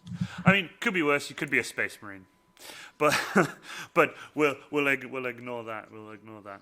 I mean, the previous version with the tension would slightly start to strangle you as it started, if it started shifting around.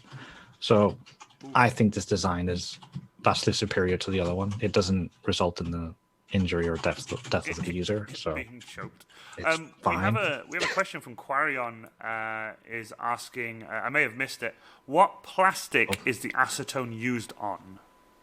ABS. ABS. Only ABS. Don't try it on PLA because It melts. it does disintegrate PLA, but it doesn't do it in the same way. Like if you put on acetone, it'll immediately kind of melt it and it'll spread around and get rid of the layer lines and make it really smooth and strong. But on PLA, it will just kind of break it apart. Matt Cal, cosplay doesn't really. if your cosplay doesn't Yeah. try to kill you, is it really cosplay? I mean, my cosplay almost made my hand drop off, so I don't know. But yeah, Pages Pooch says I can wear it for 3 hours, which I think is pretty good. Yeah, 3 hours is pretty good for the fact that they weigh like a good amount. I mean, I'm not gonna lie, I've been in my suit MCM London 8 hours. I did almost 8.5, something like that. I did sit down twice in it, but I was still in it when I sat down. So you know. But genuinely, what is your biggest prop to date that you've 3D printed? Doesn't have to be one you own. It could be one you've done for someone or something. You know. It really depends on what you count big. Like the Virtuous Treaty that I'm kind of working on, it's from Nier Automata. It's a really big sword. It's in the source material, I think it's meant to be like 1.7 meters. Oh, it's wow. taller than a human by about 5 to 10%. Oh wow! And nice. if I imagine that the character in the thing is about, I think her cannon height is like 180. I think it's ridiculously tall. It should be like 2 meter long swords. The thing is, it's about a centimeter thick, and a centimeter thick thing that's a meter long or 2 meters long, it's gonna break. Yeah, I was going to ask you, how do you? Because I know, for example, Andrew Nocturne's Forge, he 3D prints stuff, and they've got a hole in the middle, and he'll put a dowel or something up them, and then glue them together, and then use that as like a support piece on the inside. Do you do the same thing, or? Yeah. 168. I have a template that I basically have a template or an object that I've been using since forever now. It's the same pegs. So I've got two 3D objects or 3D models. Yeah. They're just squares. One is slightly shorter than the other, and the longer one is slightly wider by, I think, about 0.2 millimeters, 0.1 millimeter. So like about 1/10 of a millimeter. And I use the bigger one to cut into the models, and then I print the smaller one, and they just They just fit together. That's awesome. What kind of strength do you get from that then?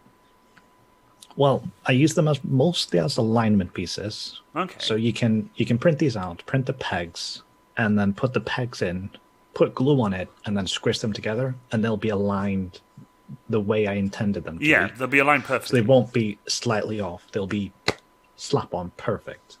And that's the main purpose of it. But for me, because I print in ABS, I can set a bit of ABS on all of it and just fuse the whole thing together. And it ends up being just almost seamless. Oh yeah, because there was a thing I saw, and I would love more info on this if you actually know. That someone had a jar, and they would put, I don't know what liquid to put it. It might be acetone, I don't know. But they would get all of their like support pieces, and they would just tear them up. Or even one of them had a mini shredder, like not like a paper shredder, but like an actual physical metal. You know those really satisfying shredders that like intertwine like that, and they crush cards and stuff. He had a mini one of those on his desk. Big heavy fucker as well. Put them all there, made it all plastic. It would tip it into the jar and it would melt, and he would brush it on and then glue them together.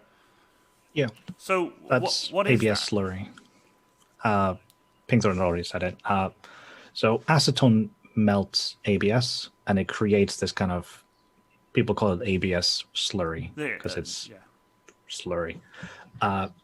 You can brush that on things to make them stick together. I generally just take a little bit of acetone and a chip brush, and I put a little bit on. Well, I put a lot on the end that I want to join. Yeah.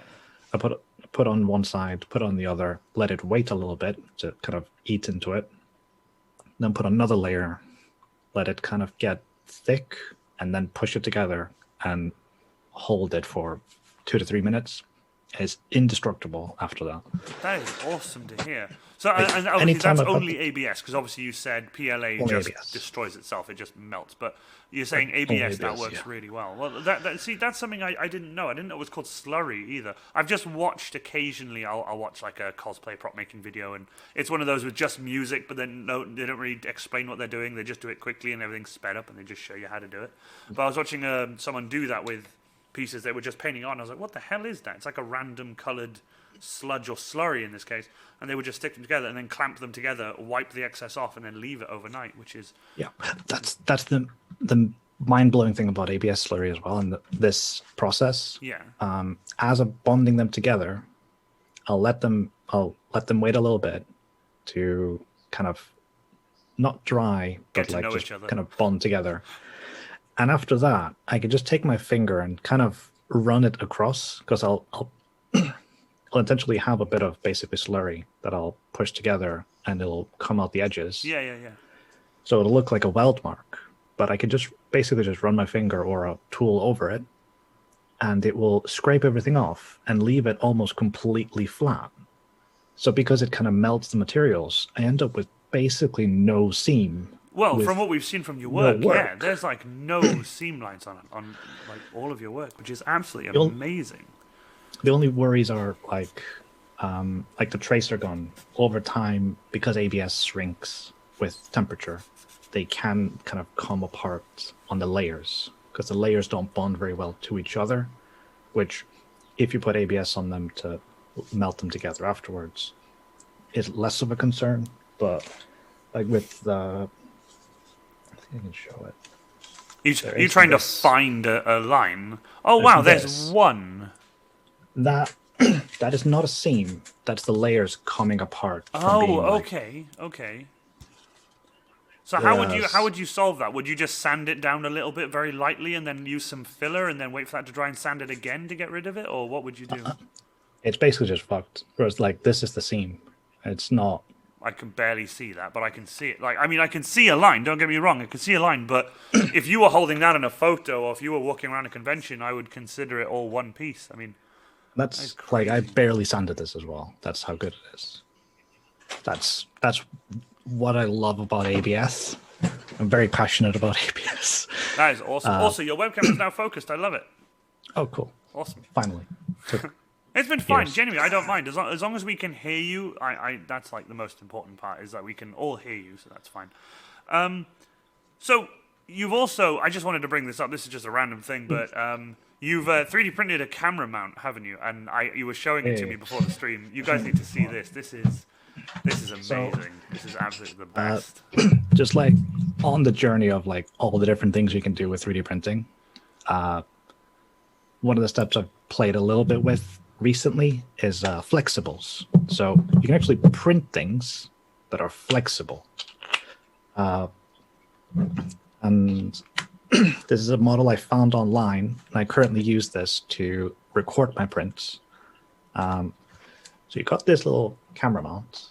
I can find the model if you want. It's almost like a gorilla and- mount, isn't it? That's what they call them usually. Yeah, the cool thing is there's some screw parts in here. That's awesome. So this thing here can be loosened to make this thing. Oh, I got you. Move. It grips it. Yeah, and there's a little flexible piece in there that you screw into it. It was kind of cool. This whole thing, I think, rotates a little bit. That's so cool. So you can point it at things. And then the feet are Completely movable. movable. I did do some modifications, like you've got these you've got these things, you've got these rings that go Oh yeah, would over you it. show us how rubbery that 3D print is? You were And showing me earlier. these That's 3D printed. How crazy is that? I can't And, believe that. not sponsored, but this is TPU from Polyprops. TPU from Polyprops. That's crazy that it's flexible. That was like £20 for like 850 grams, I think. That's which not is bad. flexibles are usually very expensive, like I mean, triple the price of that. Yeah, easily. So I'd actually recommend these. The settings were a bit weird. oh, there's probably no yeah, infill because in it's these. yeah. So I actually made the rings a little bit smaller because I wanted it to be more kind of. I these love that. That actually are very- satisfying click. like I can shake it and it doesn't deform. That's so And it- handy. That's so cool. And I can't. Well, this main assembly is flexible, so it's actually kind of weird to see. I don't know if you can see it on the camera. Yeah, we can when see. you push this in, it like deforms like crazy. Oh, it does. But it's got enough tension then that it can just hold. Yeah. That's so cool. And you say you That's a use that free inside model. your enclosure to film your prints? Yeah, I've got this. Got this little camera. I got really lucky with these. These are the, was it 920 Logitech ones? yeah, you said, you lucky devil. These are like £90 at the moment. They're really expensive. But on Prime Day last year, they were like £30 each. So I I bought like cannot- three. I I was like, I cannot have no get use over for that. these now, but I know how fucking expensive these are. I'm buying 3 of them. Paige didn't agree, but I'm using all of them now. So, 30 quid for a camera that nice is crazy. We did get free samples from Polyprops. We were meant to be doing 3D panel at Cos Yeah. Expo. Oh, yeah. Cos Expo and things like that. That's awesome. That's awesome. yeah, I started the Maiev in, was it 2018? Was it 17? No, like October 2018, I think. And I've been basically doing that for, no, it was 17. I need to check. But it's nice that you're going to be doing a panel and stuff, because I know you said you said, well, I think we spoke, you said you've not been to that many events, or you don't go to that many events. I've only been to like, I think 10 conventions. Yeah, but still, I mean, you have done some cosplay, haven't you? Obviously, you've got your own stuff, but you have actually cosplayed at events and stuff too. But you said you were more into the building and stuff than you were for the main cosplay side of things. It's kind of the weird of, like, that's why I don't really call myself a cosplayer, because I'm not being judgmental, but it seems like most people in the cosplay community just want to build things and hang out with their friends. I just Mainly, want to build things and be alone at home with my things that I made. That must be so much fun. I mean, each to their own. I mean, honestly, it's each to their own. Like, I know some people who go to a convention and they prefer to be at the con, but they prefer to be alone at the con. They don't tend to go in a yeah. big group. They just tend to, you know. Yeah, I might like spend 3 months making a sword and be like, "This is my sword," and nobody gets to see it. Although you have got an Instagram and a Facebook, which I totally think you should put pictures up on. I should post more stuff, I guess. Like I've recently been making casts of rings. It's actually kind of cute. I just have it on my desk. Yeah, no. Also, if you have stuff to show, please do. I'd love to see more. These are. Where's my? Forms. No. Oh, maybe. So I've just bought some resin, and I 3D printed the exact size to fit me. Oh, awesome. And then I just sanded it a little bit to make it smooth. And I actually 3D print a little box for the mold as well. Put these in silicone, and I tried a couple of tries. It's kind of hard to get rid of the the bubbles, but I've got like a little clear ring. But it looks awesome. This is my engagement ring. I mean, I'd love one. Don't get me wrong. I love like cool stuff like that because I used to buy these horrible. Don't ask me what they were, but they were like they were a very brittle metal, unfortunately.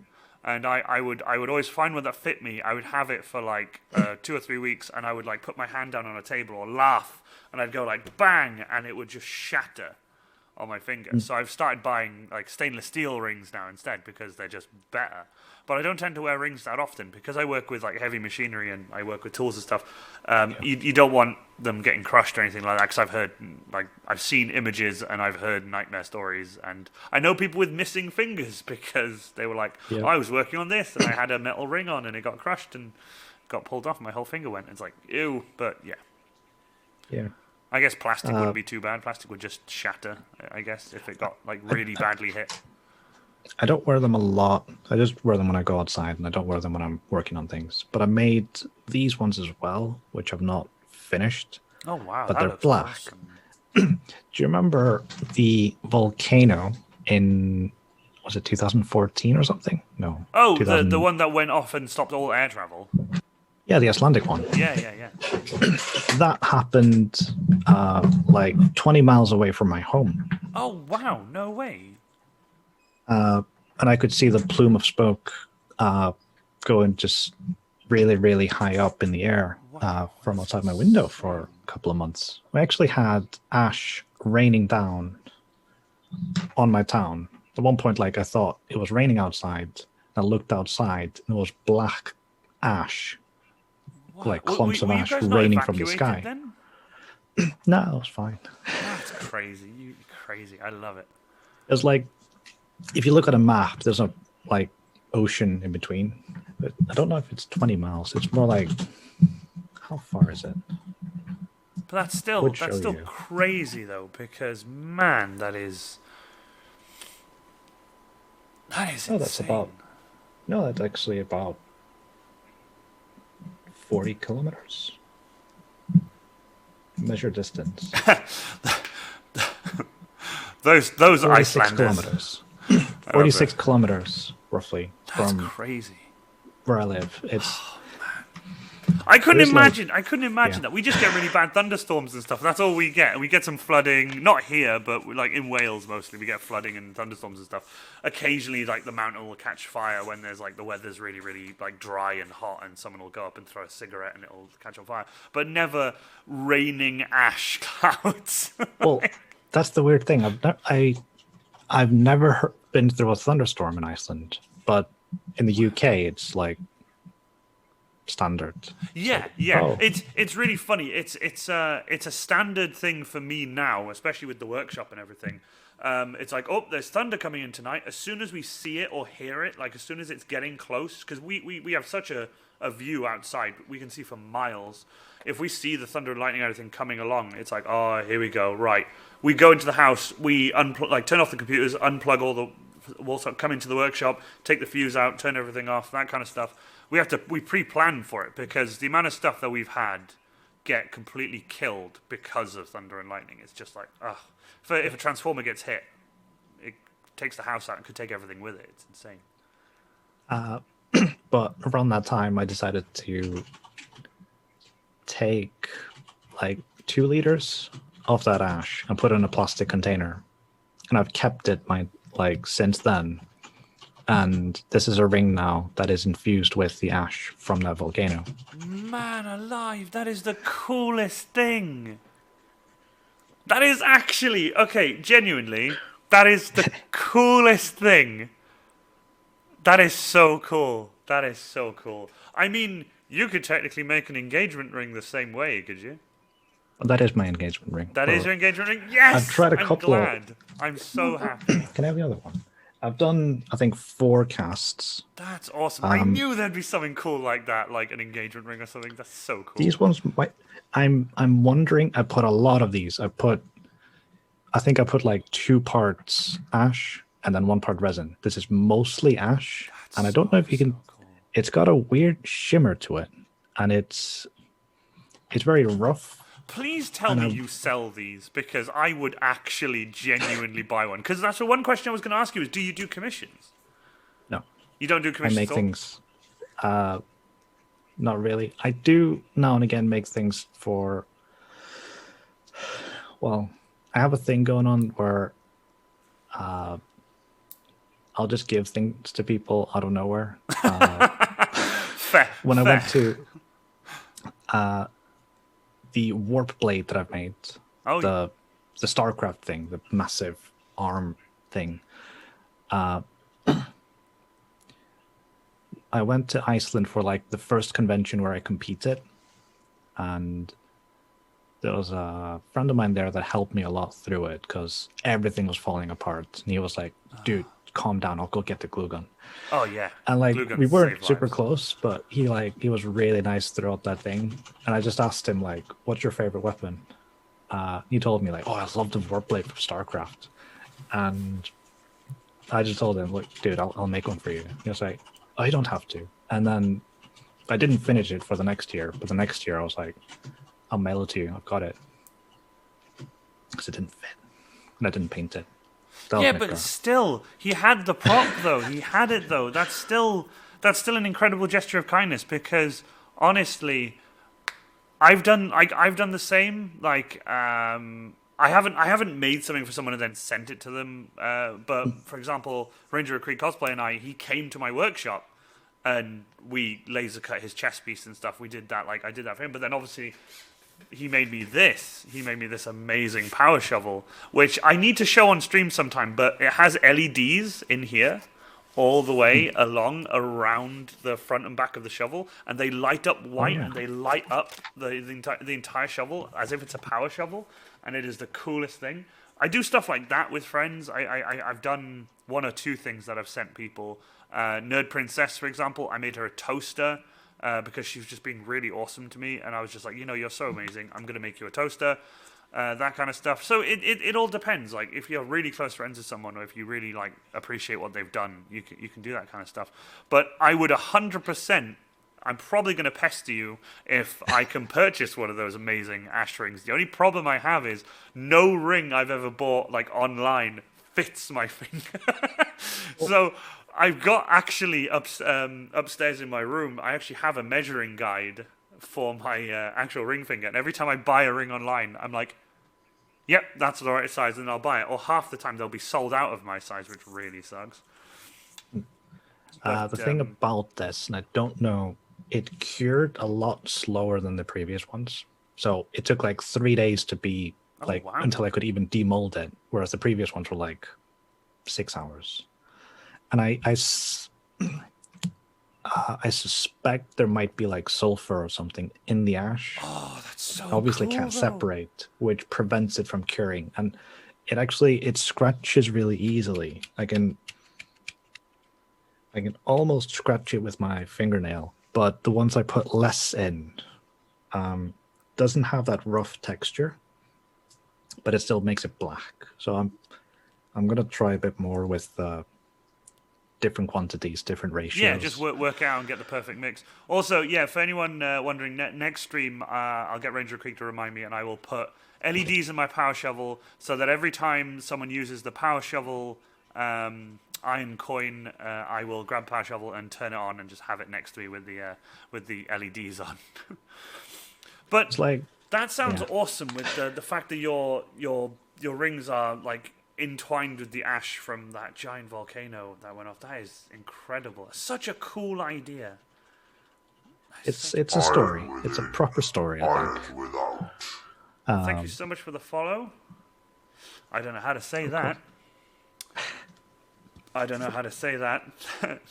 Thank you, Sama. There you go. I'll say Sama because that's the last bit. Like, I'm really bad at that.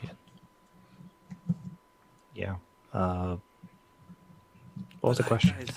That's still Just- that's still incredibly wild, though. That you would just go out and take a jar of the ash, and then one day start making rings infused with the ash. That is just the coolest. Originally, I thought to myself, you know, there's people going to be wanting to sell these eventually. I'm going to get a bit. There's actually, you know, these big quality streets like Yeah. those. I filled one of those. And I took a small container for myself when I moved to the UK. And my original thought was, this is going to be worth something someday. So I want to keep some of it. And I only took a small piece with me. And I found there's still, like, they still sell this shit just at, like, tourist things, but I don't think it's real. It was a wild experience having, like, you know, Well, ash ash rain raining down from from the the sky. sky. Yeah, absolutely. And I had to. It was a wild thing because I was doing gardening at that time. I was mowing people's lawns, and I Oh. had to wear a mask for the entire summer Wow. and beyond. And on my Facebook, that's my picture because it's. Well, my favorite Pages time of year. Pooches, that was an amazing idea because honestly, even the chat thinks that is the wildest thing. That's so cool. Like, as much as it was a massive disaster that happened and stuff, but it's so cool. It's the coolest thing. I absolutely love that. And also, thank you, Fabian. Fabian, there you go. I'll call you Fabian. I'll try to remember. Your name is Fabian. But honestly, that is crazy. God, I really want one now. You've made me really want one, just so I could be like, do you remember that volcano? A friend of mine made this. That'd be so cool. That's madness. What's your ring size? Do you know what? Every time I buy a ring, I have to check. I will have to let you know at some point, and I have to buy one off you because I'm good. I'm glad that you're in the UK though, because at least postage won't be crazy expensive all the way from Iceland. Yeah, posting is quite expensive for that. Oh, don't even. I wanted Iceland's to. far I wanted to away. buy. I don't know if you know that in America, when Halloween rolls around, these pop-up shops come out of nowhere called Spirit of Halloween or Spirit Halloween, and you can buy loads of amazing and insane Halloween stuff from there. And Evil Ted just did one where he had a rubber latex wrench and a big rubber latex full-size actual sledgehammer, and he's repainted them and made them look absolutely amazing. I wanted to buy a sledgehammer. Postage was phenomenal. I was like, God, no! I would rather. I'm just going to build one myself. I'm just get one myself. I'm going to build one myself. I'm literally just going to get a bunch of foam, get a dowel, put it inside, make the hammerhead, just make a sledgehammer. I've got a real sledgehammer that I'm just going to measure and copy off, so it's going to be perfect. But we'll see. The modern Scald cries in America. Cries in America. American. Spirit Halloween, though, I wish we had that stuff here, because I would buy all of their props. I would buy a bunch of sledgehammers and paint them all up and resell them, or buy them and, paint them up for myself. I want a wrench like that, the one that Spirit Halloween do, so I can make the one from BioShock, because I love BioShock. I think BioShock's really cool.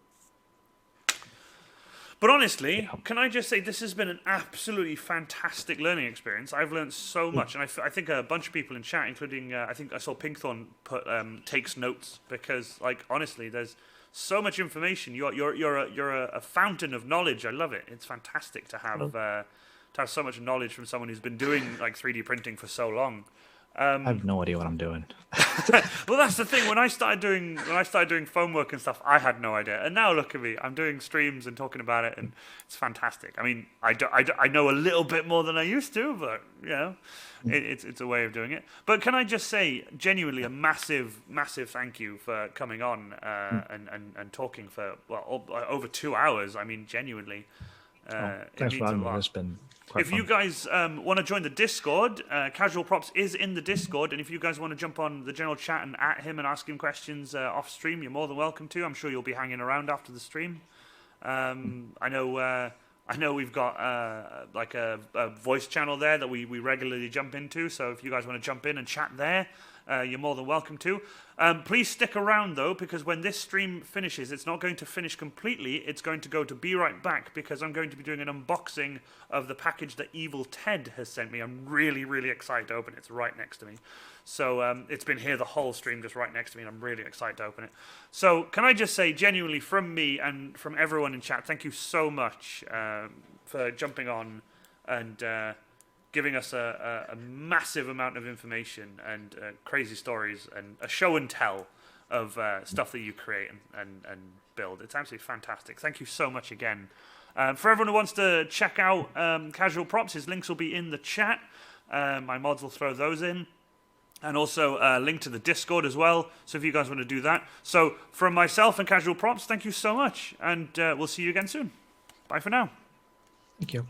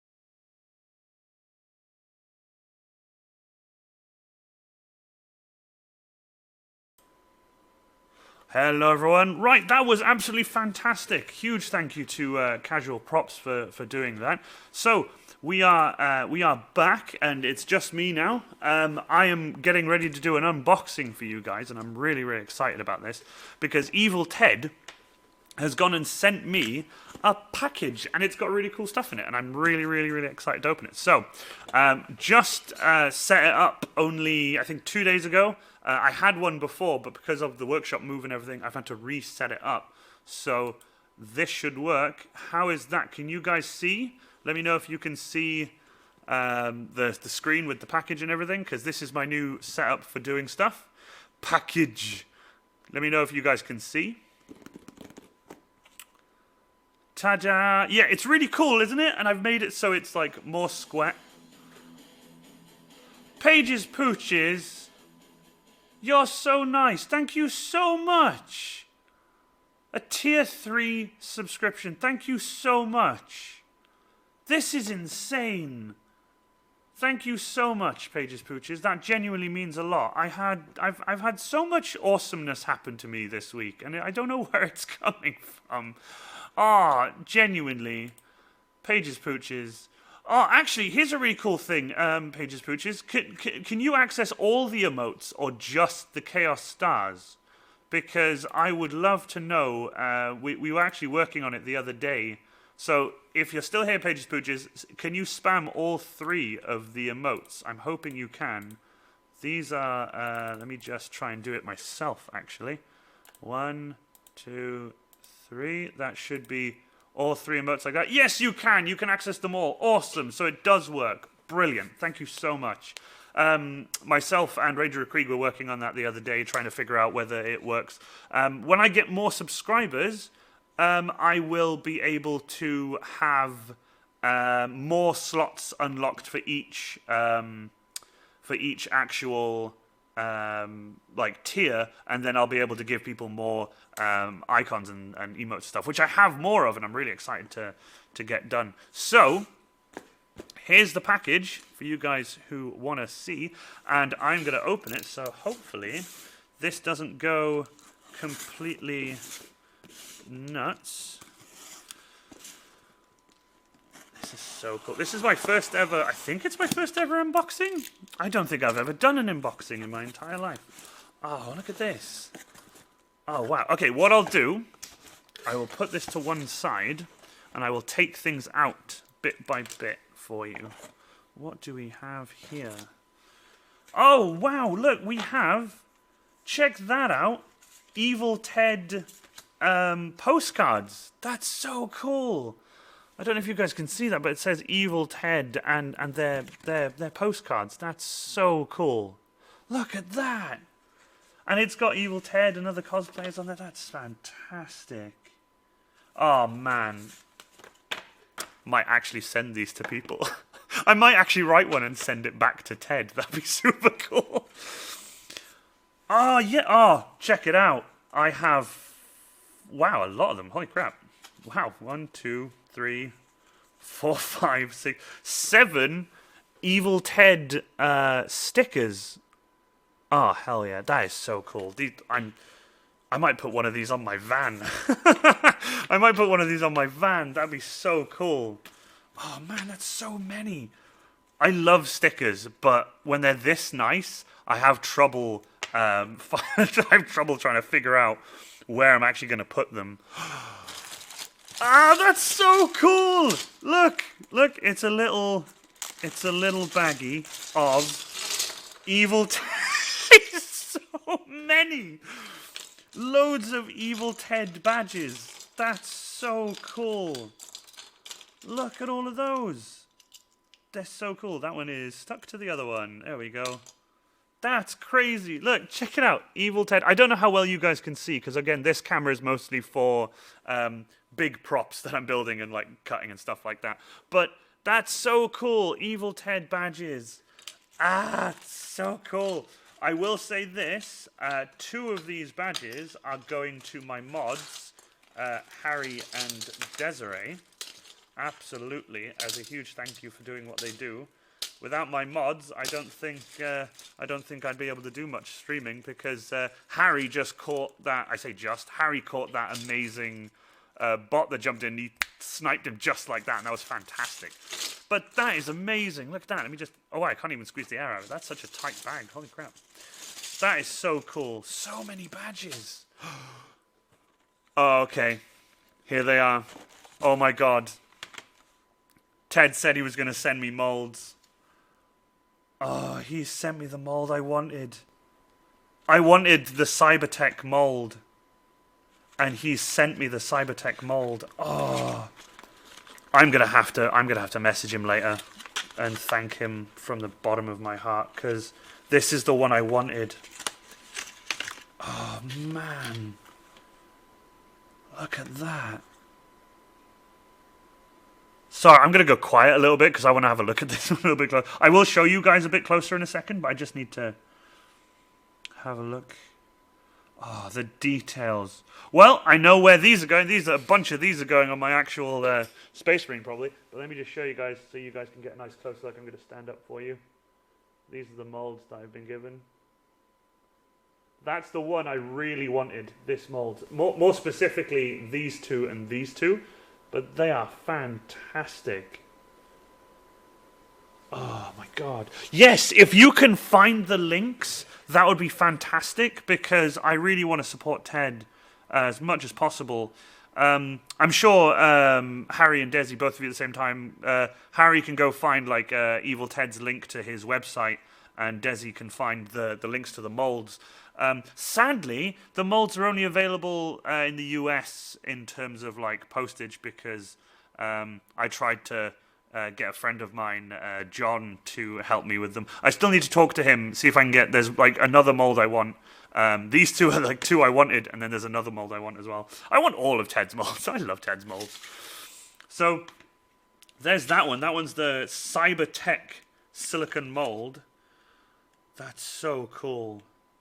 And it's got really nice description in the back. I actually need to ask Ted if these are heat proof. I know they're silicon, but I want to make sure that they're heat proof as well, because I might make some of these out of hot glue as well as foam clay, because I definitely want to try foam clay. And some people say put the foam clay in, squeeze it all down, and then bung them in the freezer. Some people say do it, some people say don't. But you know, either way, I might do both. Give it a try because I've never actually done it. And this one, he said he was going to send me this one. He said he was going to send me this one. This one's absolutely fantastic. This is the skull mold. Oh, they're so cool. I love the skull mold. Wow, it's nice and shallow as well. So you're not using a crazy amount of hot glue or foam clay either. So cool. And the fact they've got a hole in the top of them there that you can hang them on stuff, that is awesome. I might actually make a hook for these so I can actually hang them on it. Oh, also, thank you so much to Casual Props for posting the actual link to the Michaels store. Thank you so much for that. That's so cool. Let me just show you guys these. Get you a different angles. They're so cool. And then show you the back. Oh, it's so cool. Seriously, a huge thank you to Evil Ted for this. You did not have to. I'm so happy. I sent Evil Ted a T-shirt after the stream as a thank you for being on and for taking like a good chunk of his day out, and he also had a hangover from partying after his birthday. But the fact that he was willing to jump on stream with me really meant a lot. So I sent him a T-shirt, and hopefully he'll be sending me a picture afterwards.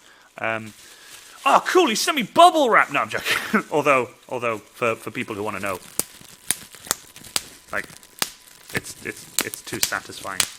Got to pop those. I'm not gonna pop these because these are the big ones. I'm not gonna pop those. Don't panic. I think that's everything. That's fantastic. Oh. That was my first ever unboxing. That was so cool. Right, let's see if I can jump back. Hey, you can jump back to the Zoom call. Awesome. Right, genuinely.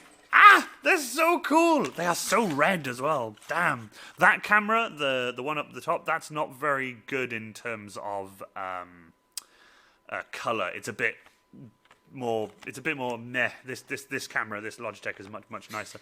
Okay, I keep all my Bravo up because it helps. Yeah, same here. I'm going to keep that box now in case I need to send something to someone. I can use that box and stuff. Obviously, it's got all my addresses and his address on it. I need to get all that taken off before I can actually use them. Oh, I'm so happy for these. And I got the badges. And I got the Evil Ted stickers. They're so cool. I love the Evil Ted stickers. I got the Evil Ted postcards as well. That's so cool. Oh, I cannot get over how cool he is. Do you know what I might do? That would be really cool. I might send him 2 of these. I might send one. I might sign one for him. Like, I'll sign one as I Warrior Cosplay. Send it back to him with a blank one and get him to sign one. That would be really funny. Oh, man, that's so cool. I love that. I love the stickers. I'm going to take one of those and put it on my van. That'd be really cool. Christmas come early? Yeah, it's like my Christmas and birthday together. I love it. That's so cool. Oh. So honestly, genuinely, Evil Ted, thank you so much for that. I am extremely grateful because holy crap, that's such cool stuff. The molds! I can't wait to use the molds. I'm going to use the molds at some point.